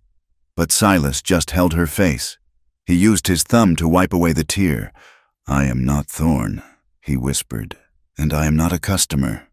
You are not meat. Elara, you are the fire that kept me warm this winter. You are the strength that held up the roof." She opened her eyes. They were inches apart, the smell of whiskey and coffee and wood smoke wrapped around them. He looked at her mouth. The desire that had been simmering all winter surged up, undeniable and heavy. He wanted to kiss her. He wanted to pull her into him and never let go, but he stopped. "I will not take." "Elara," he said, his voice husky, "I will never take. If you want this, if you want me, you have to tell me. I will not touch you past this point unless you ask." Elara looked at him. She saw the restraint in his jaw. She saw the love in his eyes, not pity, not fascination, but love. She was terrified. Her heart was hammering against her ribs like a trapped bird. But beneath the fear, there was a hunger she had denied for a lifetime, a hunger to be known, to be held. "Silas," she whispered. She leaned forward. It was a movement of inches, but it felt like crossing a canyon. "Kiss me," she said. He closed the distance. It was not a smooth kiss. It was hesitant, clumsy with nerves. Their noses bumped. His stubble grazed her chin. But when their lips met, the world fell away. His mouth was warm and firm. Elara made a small sound in her throat, half sob, half sigh. She reached up and gripped his coat, pulling him closer. Silas groaned low in his chest, his hand sliding into her hair, cupping the back of her head. The kiss deepened. It became desperate. It tasted of whiskey and salt tears. It was the taste of two starving people finally finding bread. For a moment, Elara forgot she was a giantess. She forgot the show. She forgot the shame. She was just a woman, and she was wanted.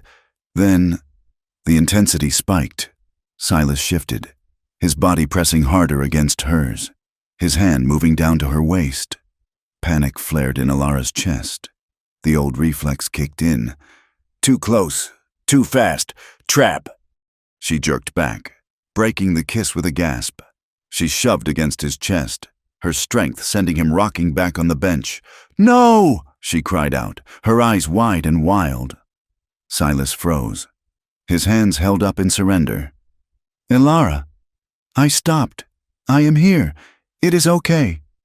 Elara stood up, knocking over her coffee cup. The tin clattered loudly on the wood. She was trembling violently, hugging herself.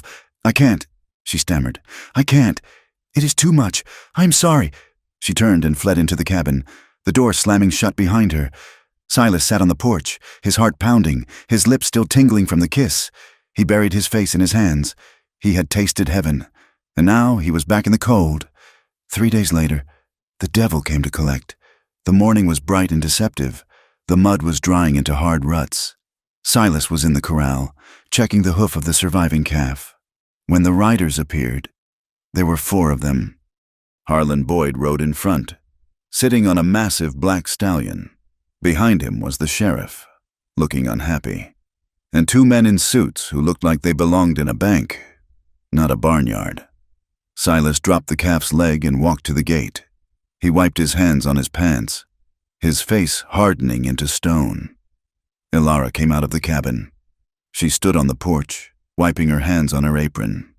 She saw Harlan and went still. "Morning. Vance," Harlan called out. He didn't smile. This was business. "What do you want?" "Harlan?" Silas asked. "I'm here to facilitate a transaction," Harlan said. He gestured to the men in suits. "This is Mr. Thorne, no relation to your wife's old friend. I assume from the Laramie Bank. And this is his associate." The man named Thorne stepped down from his horse. He held a sheaf of papers. "Mr. Vance," he said, his voice dry as dust. "We hold the note on your mortgage. We also purchased the outstanding debt from a Mr. Higgins in Chicago regarding a personal loan." Silas felt the blood drain from his head. "You bought the note?" "We did," the banker said. "And as of this morning, you are in default. The total arrears, including the Higgins debt and the interest, is $340. I have until spring to pay the mortgage," Silas argued. "The terms allow for immediate recall if the collateral is deemed at risk," the banker said, glancing at the burnt remains of the barn. "The fire depreciated the value of the property significantly." "We are foreclosing." Silas looked at the sheriff. "John, is this legal?" The sheriff looked at the ground. "They have the paper." "Silas, I checked it. It is tight." Harlan chuckled. He leaned forward on his saddle horn. "Now, there is an alternative." Silas looked at him. "What alternative?" "I am a generous man." "Silas, I hate to see a neighbor thrown out in the snow. I am willing to cover the debt. I will pay the bank. I will even pay off the broker." "And in exchange?" Silas asked, his voice low. "In exchange, I take the land," Harlan said. "You can stay on as a tenant. You can work the herd, but the deed comes to me." Silas's jaw tightened. "And what else?" Harlan's eyes flicked to the porch. "To Ilara and her," he said. Ilara stepped off the porch. She walked toward the gate, her stride long and angry. "What did you say?" she demanded. Harlan smiled. "A wet, ugly thing. I need a housekeeper. Darlin', my place is big, lots of heavy lifting. You can work off the interest. You come live at my ranch. You cook, you clean, you entertain." Silas moved. He reached for the pistol at his hip. "Don't!" the sheriff barked, leveling his shotgun. "Don't do it! Silas, there are 4 of us." Silas froze, his hand hovering. He was shaking with rage. "You son of a bitch! It is a business offer." "Vance," Harlan said, "take it or leave it. If you refuse, the bank takes the land today. You are out, both of you, with nothing but the clothes on your backs." Ilara walked up to the fence. She looked Harlan in the eye. She was taller than him, even with him on the horse. "I would rather freeze in a ditch," she said, her voice clear and cold as ice. Harlan's smile vanished. "Have it your way, freak." He turned to the banker. "Serve the papers." The banker stepped forward and thrust the document at Silas. "You have 24 hours to vacate, Mr. Vance, or pay the full amount." They turned their horses and rode away. Harlan looked back once, his eyes promising retribution. The silence they left behind was deafening. Silas stood holding the paper. $340. It might as well have been $1 million. He looked at Ilara. She was staring at the retreating riders, her face pale. "He wants to separate us," she whispered. "He wants to own me. He will never have you." Silas vowed, "I will burn this ranch to the ground before I let him touch you. But we have no money." "Silas!" She turned to him, panic rising in her voice. "We have nothing." "I have the saddle," Silas said frantically. "I have the rifle. I have the team."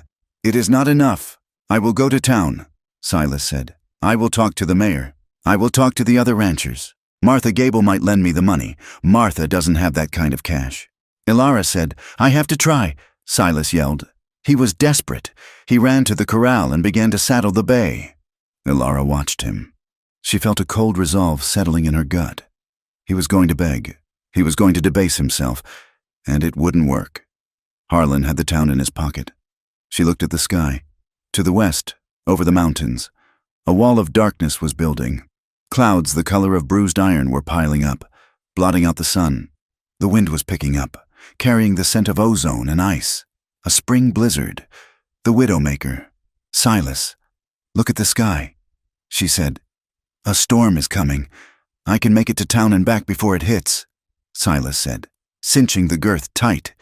It is suicide. It is our only chance. Silas swung into the saddle. He looked down at her. His eyes were wild, desperate. I will be back, Ilara. I promise. I will fix this. He spurred the horse and galloped out of the yard, mud flying from the hooves. Ilara stood alone in the yard. She watched him disappear over the rise. She looked at the looming storm. The temperature was dropping fast. The wind whipped her hair across her face.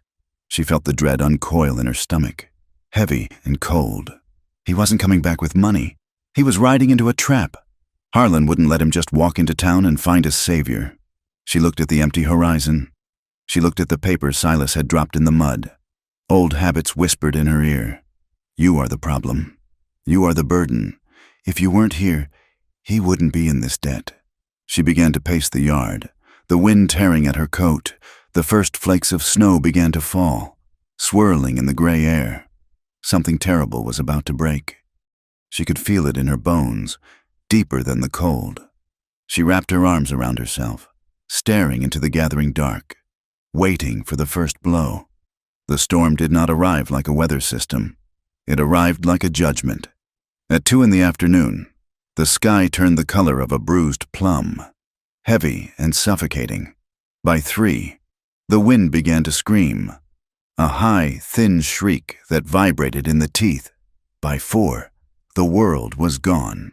The blizzard erased the landscape, the corral fence, the ruins of the barn, the distant line of cottonwoods. All of it vanished behind a curtain of driving white that moved horizontally, slashing at the cabin walls like buckshot. The temperature dropped so fast the logs of the cabin popped and groaned, shrinking in the sudden freeze. Ilara paced the length of the small room. 4 steps one way, 4 steps back.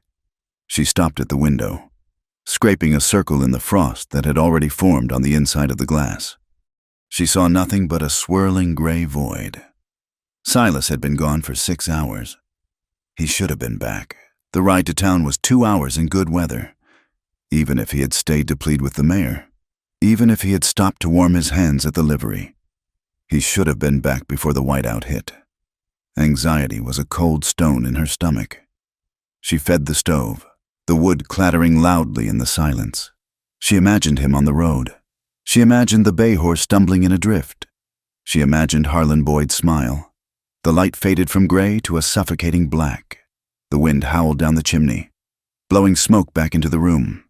He is not coming, the voice in her head whispered. The voice sounded like the ringmaster. He has left you, or he is dead.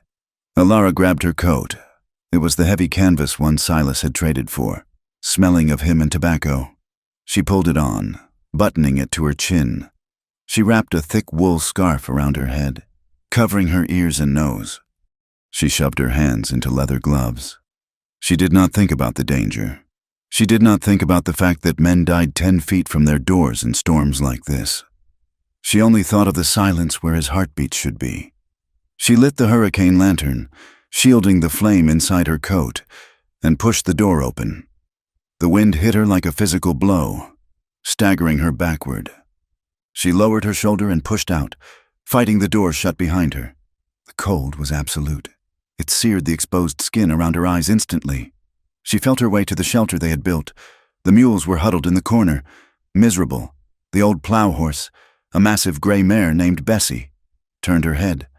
Ilara grabbed the saddle. It was heavy, stiff with cold, but she threw it onto Bessie's back with a grunt of effort. She didn't bother with the bit. She used a hackamore, knowing the metal would tear the horse's mouth in this freeze. She mounted, the wood of the shelter creaking under the combined weight. She turned the mare into the wind. "Find him! Bessie!" she shouted, the words torn away by the gale. They moved into the white. The road was a memory. Alara guided the horse by instinct and the faint, treacherous outlines of the fence posts that poked up through the drifting snow. The wind tried to push them off the track. Shoving against Alara's broad side like a giant hand, she leaned into it, using her size as ballast. They rode for an hour. It felt like 10. Alara's eyelashes froze together. Her hands were numb blocks of wood. Then, Bessie shied, nearly unseating her. Alara peered down. A fence post was shattered. The wire snapped and coiling in the wind like a snake. Beside it, half buried in a drift, lay a dark shape, a hat. Alara slid from the saddle, sinking to her waist in the snow. She fought her way to the object. It was Silas's hat. The brim was crushed. She looked at the snow around the broken post. The wind was covering it fast, but there was a smear of darkness that was not dirt. It was red, bright, frozen red. Panic exploded in her chest. She scrambled back to the horse, hauling herself up. "Silas!" she screamed. The wind swallowed his name. She kicked the mare forward, forcing the animal through a chest-high drift. They reached the creek crossing. The water was frozen, a jagged scar of ice. On the far bank, a mound of white was motionless. A horse. Alara drove Bessie across the ice. The bay gelding was down. Its leg twisted at a sickening angle. It was dead, its body already stiffening, and beside it, huddled in the lee of the dead animal's flank, was a smaller mound. Alara threw herself off the mare. She fell into the snow and crawled the last few feet. She dug frantically with her hands, tossing scoop after scoop of white powder aside until she found wool. Silas. He was curled into a ball, his arms wrapped around his head. He was covered in snow, his coat stiff with ice. Alara grabbed his shoulder and rolled him over. His face was a mask of blood and blue bruises. His eyes were closed. His lips were blue. "Silas." She slapped his cheek. Hard. "Wake up." He groaned. It was a weak, pitiful sound, but it was the best sound she had ever heard. She didn't waste time checking for broken bones. If she left him here to check, he would die. She grabbed him under the arms. He was dead weight, limp and heavy. She planted her feet in the shifting snow. She roared, a sound of pure defiance against the storm, and lifted him. She dragged him toward Bessie. The plow horse danced nervously, eyeing the body. "Stand," Alara commanded, her voice cracking. She hefted Silas up. It took everything she had. Her back screamed, her muscles burning, but she shoved him over the saddle, balancing him on his stomach like a sack of grain. She scrambled up behind him, grabbing his coat to keep him from sliding off. "Go home, Bessie!" The ride back was a blur of terror. Alara held Silas against her, trying to share her warmth, but he was like a block of ice. He murmured unintelligible things, his head lolling against her shoulder. The wind struck them from all sides, blinding and disorienting. Alara buried her face in his back, trusting the horse, trusting the instinct that pulled them toward shelter. When the cabin loomed out of the dark, Alara began to weep. She slid off the horse and pulled Silas down into her arms. She kicked the door, shouting until the latch gave way. She dragged him inside and slammed the door. Throwing the bolt, the silence of the room was shocking. Alara dropped to her knees. She pulled Silas toward the stove. "Silas, can you hear me?" He didn't answer. She began to strip him. Her fingers were clumsy with cold, fumbling with the buttons. She used a knife to cut his laces, pulling off his frozen boots. His feet were white as marble. She stripped him down to his long underwear, which was soaked with sweat and melted snow. She dragged the mattress from her bed close to the fire and rolled him onto it. She piled every blanket they owned on top of him. She heated bricks on the stove, wrapping them in towels and tucking them around his body. She boiled water. She washed the blood from his face. He had a deep gash on his forehead. His ribs were mottled with dark bruising, the shape of a boot heel. "Harlan," she hissed, the name a curse. Silas began to thrash. The heat was hitting him, waking the nerves. "No, stay down," he mumbled. "Silas, it is me. It is Alara. They are coming. The flank. Watch the flank. He was back in the war, or maybe back in the ambush. I am sorry," he whispered, his voice broken and high. "I lost it. The money. I lost it." Alara stroked his hair, her hand trembling. "You are safe." "You are home. I am poison," he gasped, his eyes flying open, unseeing. "Everything I touch dies. The girl, the ranch. Alara, I am here. Silas, I am not dead." He looked at her then, his eyes focused slowly. He saw the soot on her face, the fear in her eyes. He saw the roof of the cabin. "Alara," he croaked, "I am here." He tried to sit up, but groaned and fell back. "My head? You were beaten," she said, dipping a cloth in warm water and pressing it to his brow. "Harlan's men?" Silas closed his eyes. "They were waiting, by the creek. 4 of them. Said the payment was due." Alara's hand stilled. She looked at his battered face.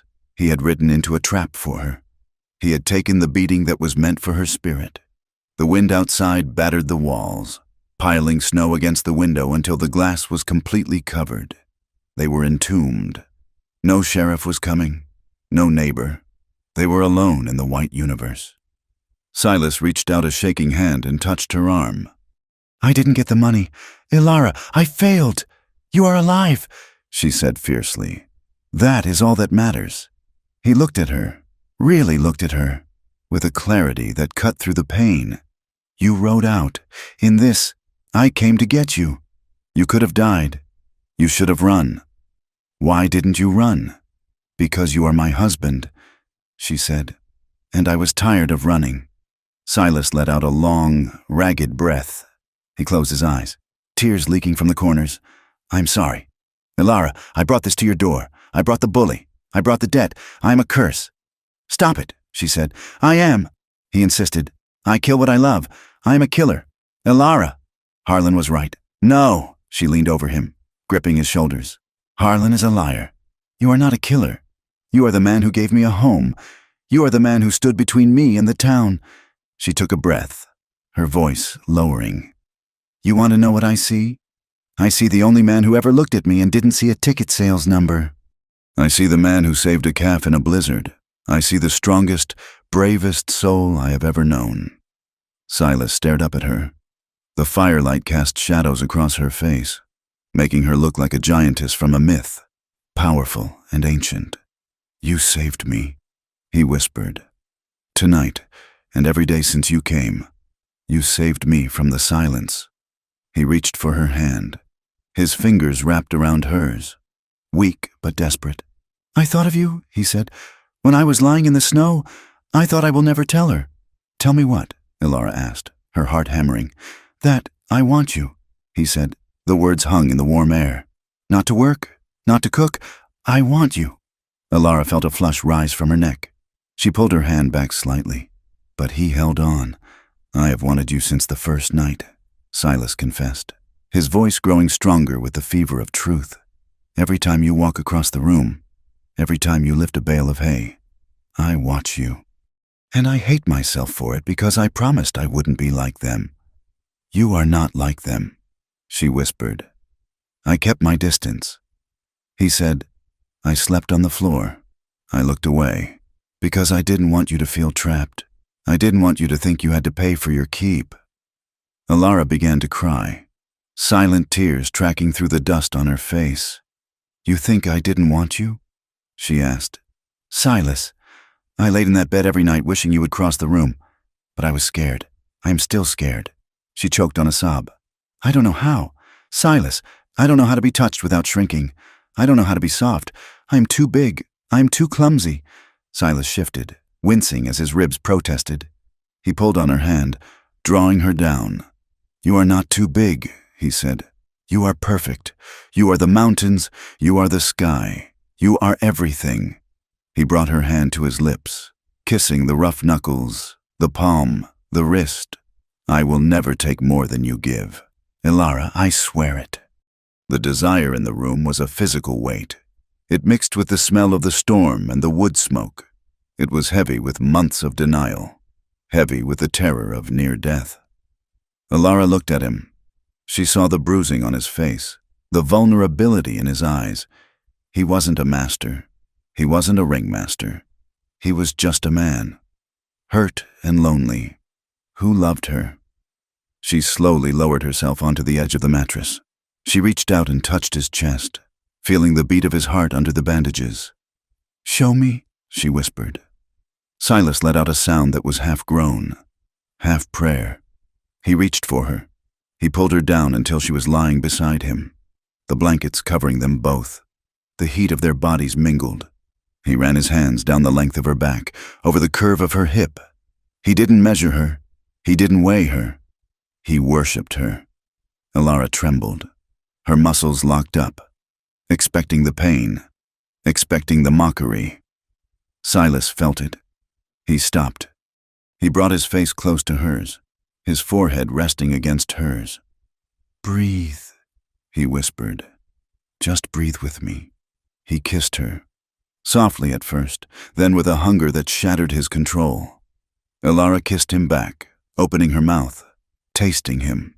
She pressed her body against his, feeling the hardness of him, the reality of his desire. It wasn't fear she felt now.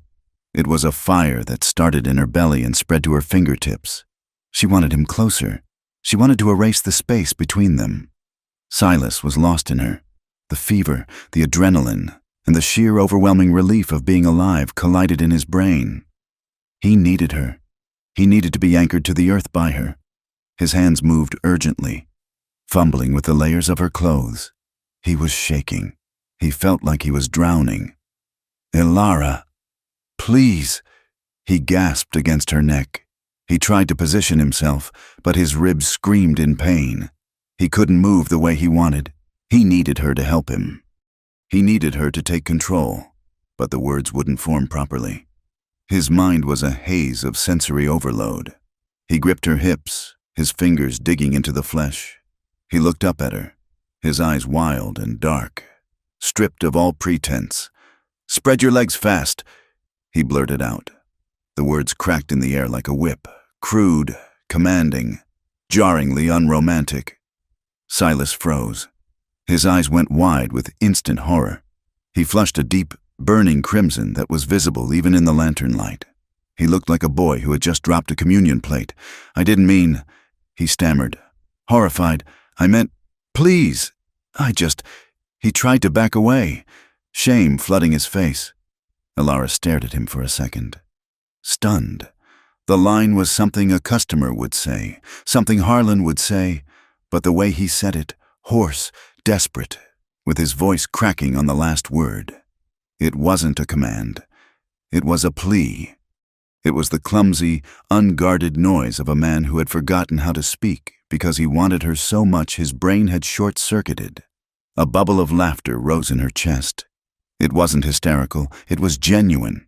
It broke the tension like a hammer on glass. She laughed, a deep, resonant sound that shook her chest. Silas looked at her, miserable. "I am sorry. I am a coarse idiot. I ruined it. You're an idiot," she agreed, smiling through her tears. "But you are my idiot." She leaned over him, her hair creating a curtain around them. She kissed his nose, then his mouth. "You don't have to order me." "Silas," she whispered against his lips. "You just have to ask." She shifted her weight. She moved with a grace that belied her size, careful of his ribs, careful of his wounds. She took his hands and placed them on her waist.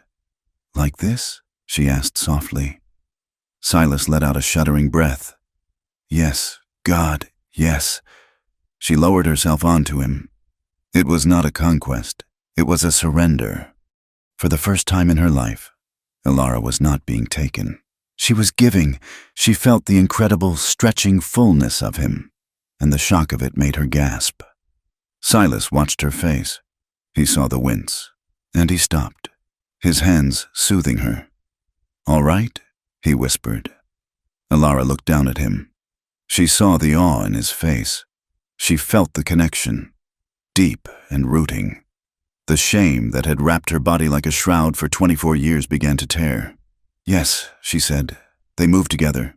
It was a slow, rhythmic rocking, dictated by pain and tenderness. It was the sound of breath catching, of skin sliding against skin, of whispered names. "Oh, Ilara." Silas groaned, arching his back, forgetting his ribs, forgetting the snow, forgetting the debt. She held him. She held him against the storm. She felt his release, the way he shook apart in her arms. And a moment later, she followed him, a wave of heat and light that washed away the traveling show, the cage, and the name freak. Afterward, they lay tangled together under the mound of blankets. The fire in the stove had burned down to red coals. The wind still shrieked outside, burying the world. But inside, the cabin was a fortress. Silas lay with his head on her chest, his breathing deepening into sleep. Ilara ran her fingers through his hair. She traced the line of his spine. She felt changed. The hollowness was filled. The cage door was open. Silas shifted, mumbling into her skin. "What?" she whispered. "I love you," he murmured, half asleep. Ilara closed her eyes. She listened to the storm. It had come to destroy them. It had tried to kill him and freeze her, but instead, it had stripped them bare and welded them together.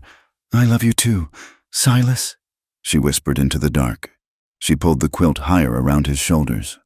Outside, the snow fell, erasing the road to town, erasing the tracks of the bully, leaving a clean, white page for the morning. The morning broke with a silence so profound it felt heavy, as if the sky itself were pressing down on the roof. The storm had exhausted itself in the night, leaving behind a world scoured clean and buried deep. The light that filtered through the frost-thickened windows was a pale, spectral blue, the color of cold that could snap iron. Silas Vance opened his eyes. For a moment, he did not know where he was. His body felt like a landscape of pain. His ribs were a throbbing cage of bruises. His head ached with a dull, rhythmic thud, and his hands burned where the frost had kissed them. But there was a warmth beside him that anchored him to the earth. He turned his head. Ilara was asleep. She lay on her side. Her dark hair spilled across the pillow they now shared. In the gray light, the tension that usually held her face in a mask of defense was gone. She looked younger. She looked peaceful. Her large hand rested on the quilt near his chest. The fingers relaxed. Silas watched her, his breath catching in his throat. The memory of the night before rushed back, not as a fever dream, but as a vivid, visceral reality. The storm, the rescue, the clumsy, desperate words he had blurted out, the way she had laughed, the way she had welcomed him. He felt a sudden, sharp fear. Daylight had a way of stealing the courage of the night. He worried she would wake up and remember she was a giantess and he was a broken soldier, and the walls would go back up. Then, Ilara shifted. Her eyelids fluttered open. She looked at him. There was a second of hesitation, a flicker of the old uncertainty. But then she saw the way he was looking at her, with raw, undisguised worship. "Morning," she whispered. Her voice was husky with sleep. "Morning," Silas rasped. He tried to shift his weight to face her more fully, but his ribs protested with a sharp stab of agony. He gasped, his face paling. Ilara was awake instantly. She sat up, the quilt falling to her waist.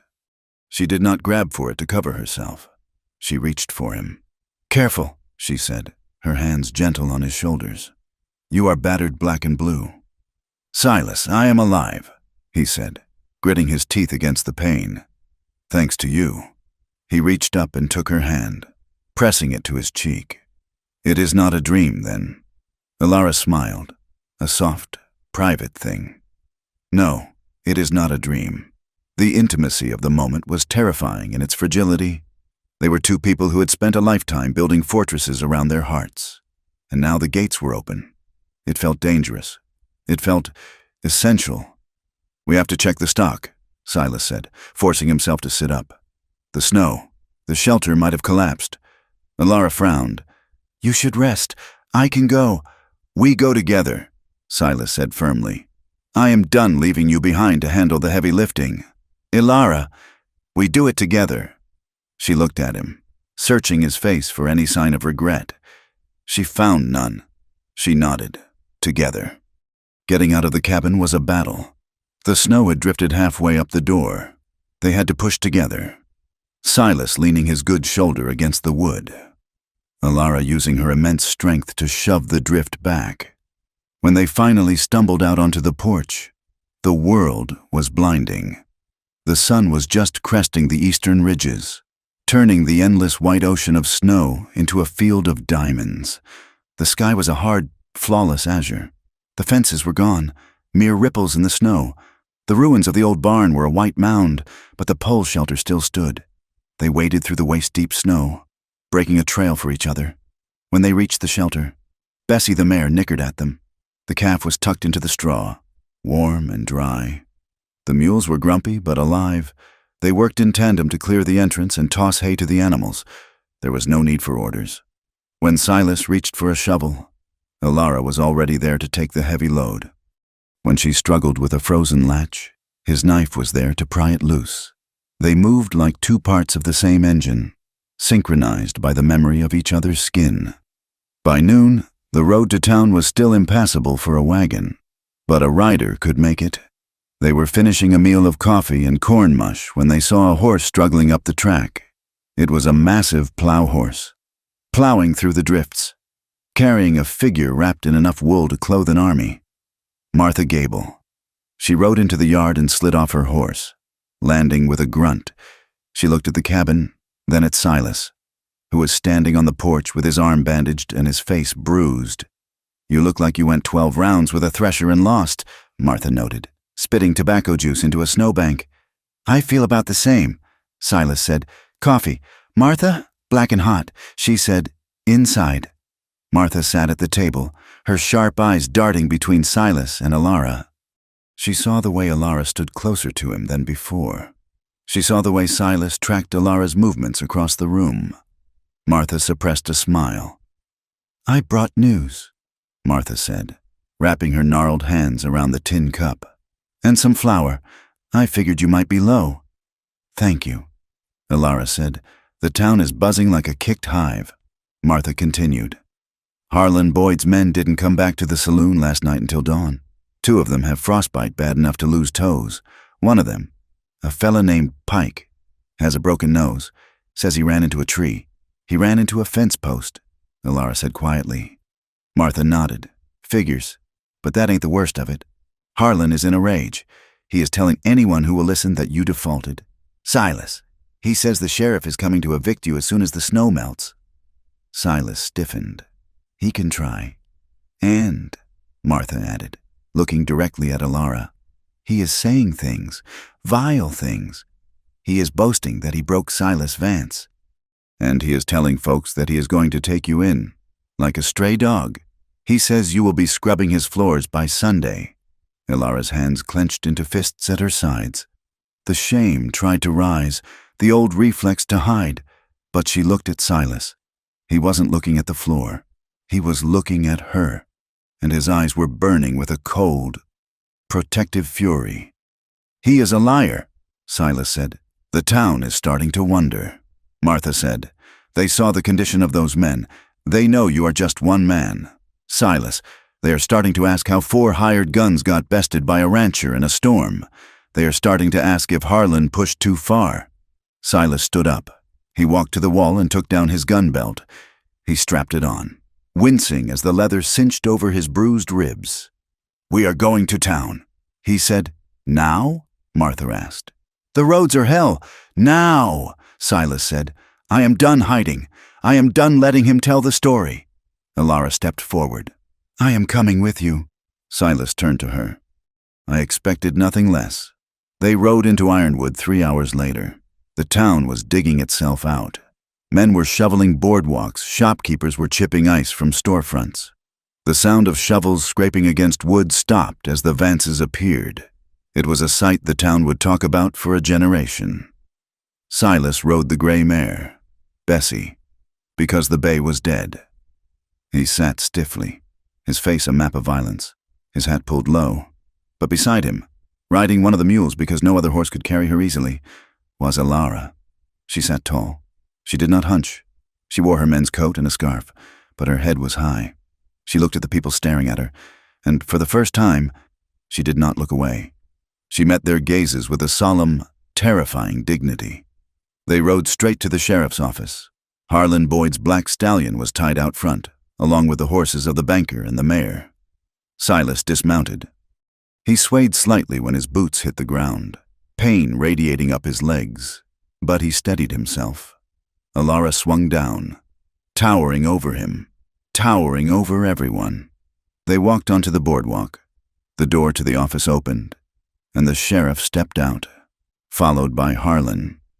"Well, look who crawled out of the snow," Harlan sneered. He looked tired, his eyes rimmed with red, but his arrogance was untouched. "I was just telling the sheriff it is time to execute that foreclosure. You are trespassing." "Vance!" Silas stepped up to the edge of the porch. A crowd began to gather. Store clerks, ranchers, women with baskets. They sensed the violence in the air. "I am not trespassing," Silas said, his voice carrying clearly in the cold air. "I am standing on ground that I paid for with blood and sweat, and I am here to report a crime." Harlan laughed.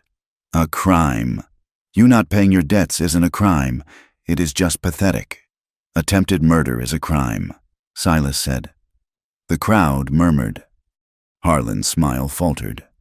"Your men ambushed me at the creek crossing yesterday," Silas said. "4 of them. They beat me. They killed my horse. They left me to freeze. They told me it was a message from you." "That is a lie," Harlan spat. "You got lost in the storm."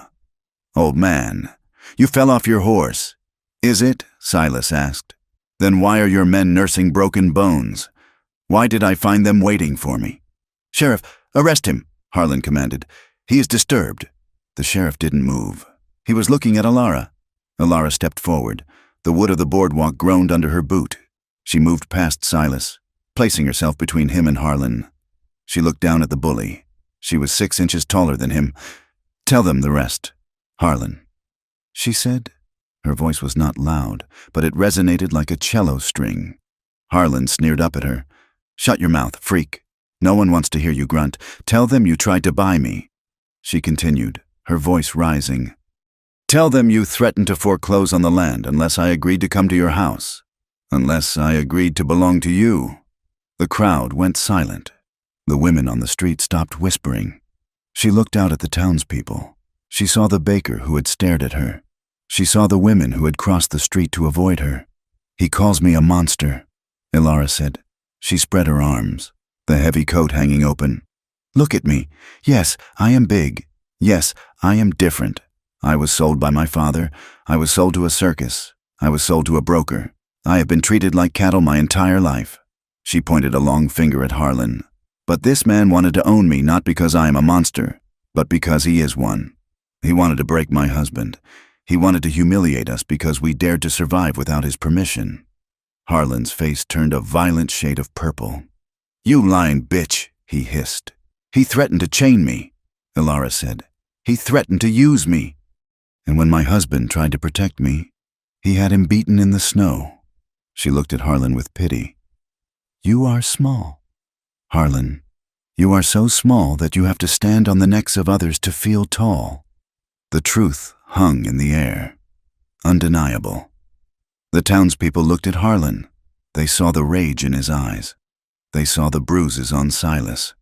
They remembered the arrogance, the threats, the years of Harlan pushing his weight around.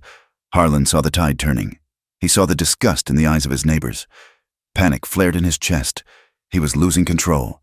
"That is enough," Harlan roared. He reached for his gun.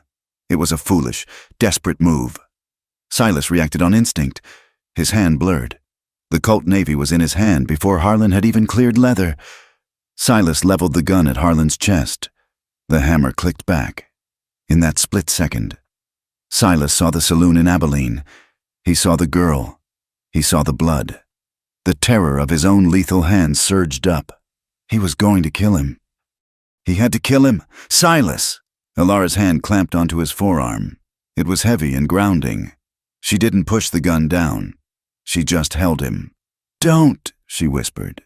"He is not worth the ghost. Silas, don't let him turn you back into a killer." Silas froze. He looked at Harlan, who was staring down the barrel of the gun, sweating, his hand half frozen on his own weapon. Silas looked at Alara. Her eyes were steady. She was his anchor. He let out a breath he didn't know he was holding. He didn't lower the gun, but his finger eased off the trigger. "Drop it."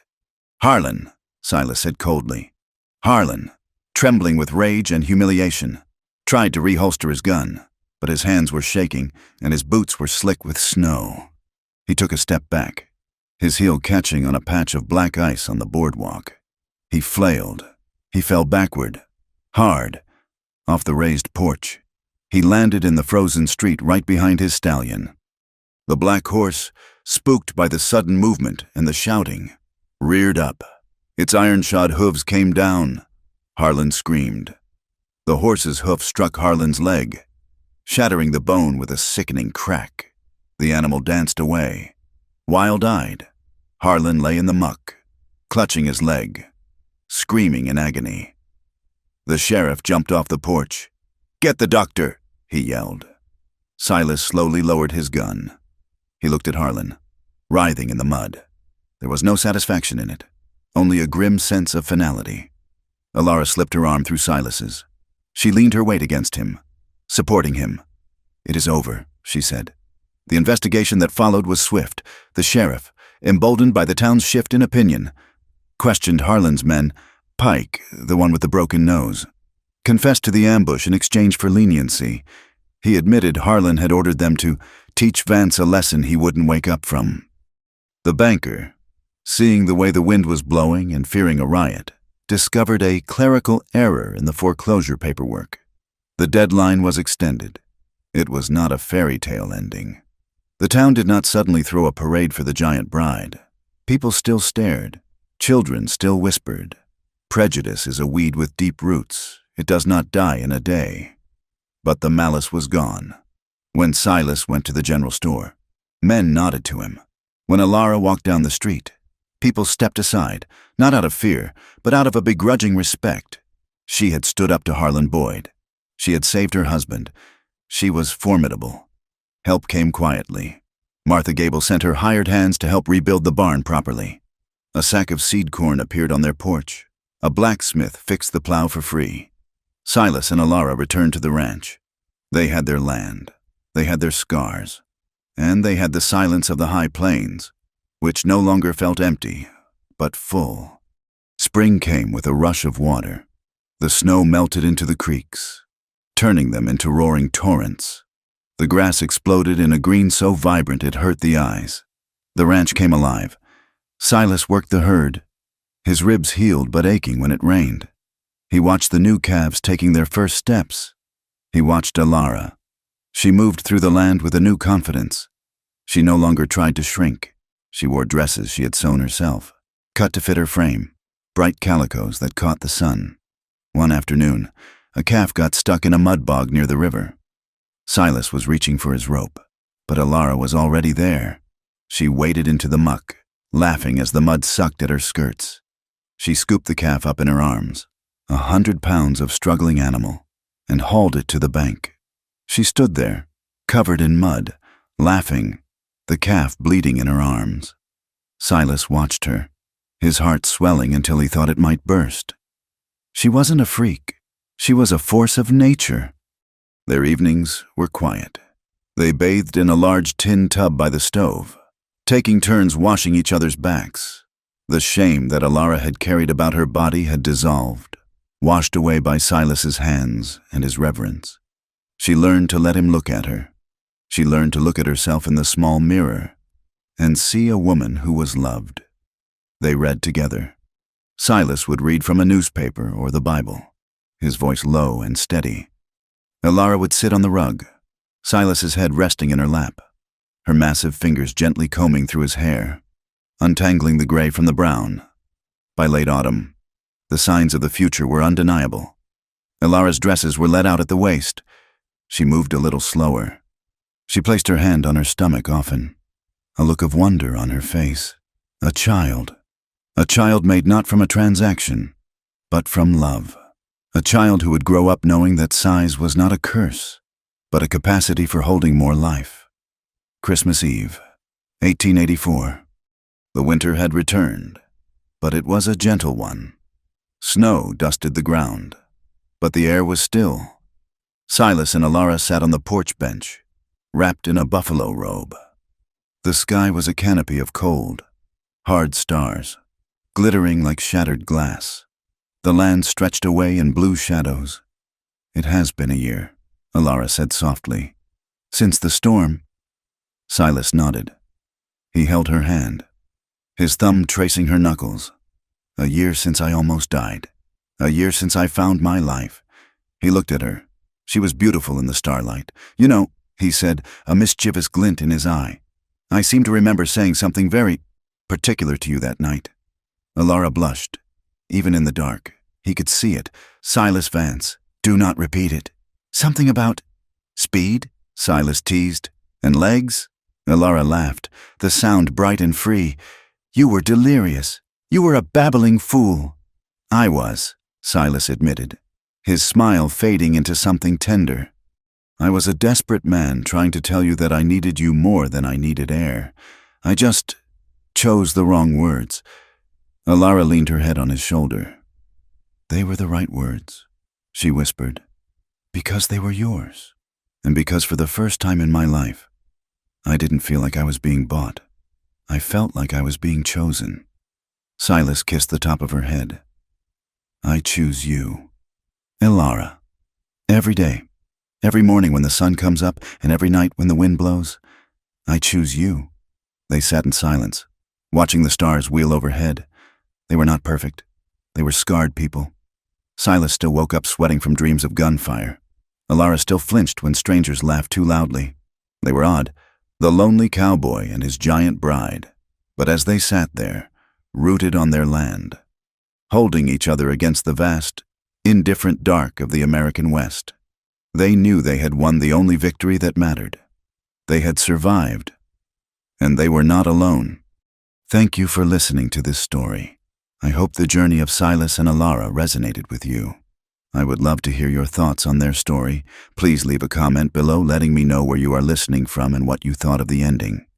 If you enjoyed this tale, please consider subscribing to From Wild West for more stories of the frontier. Thank you for your time.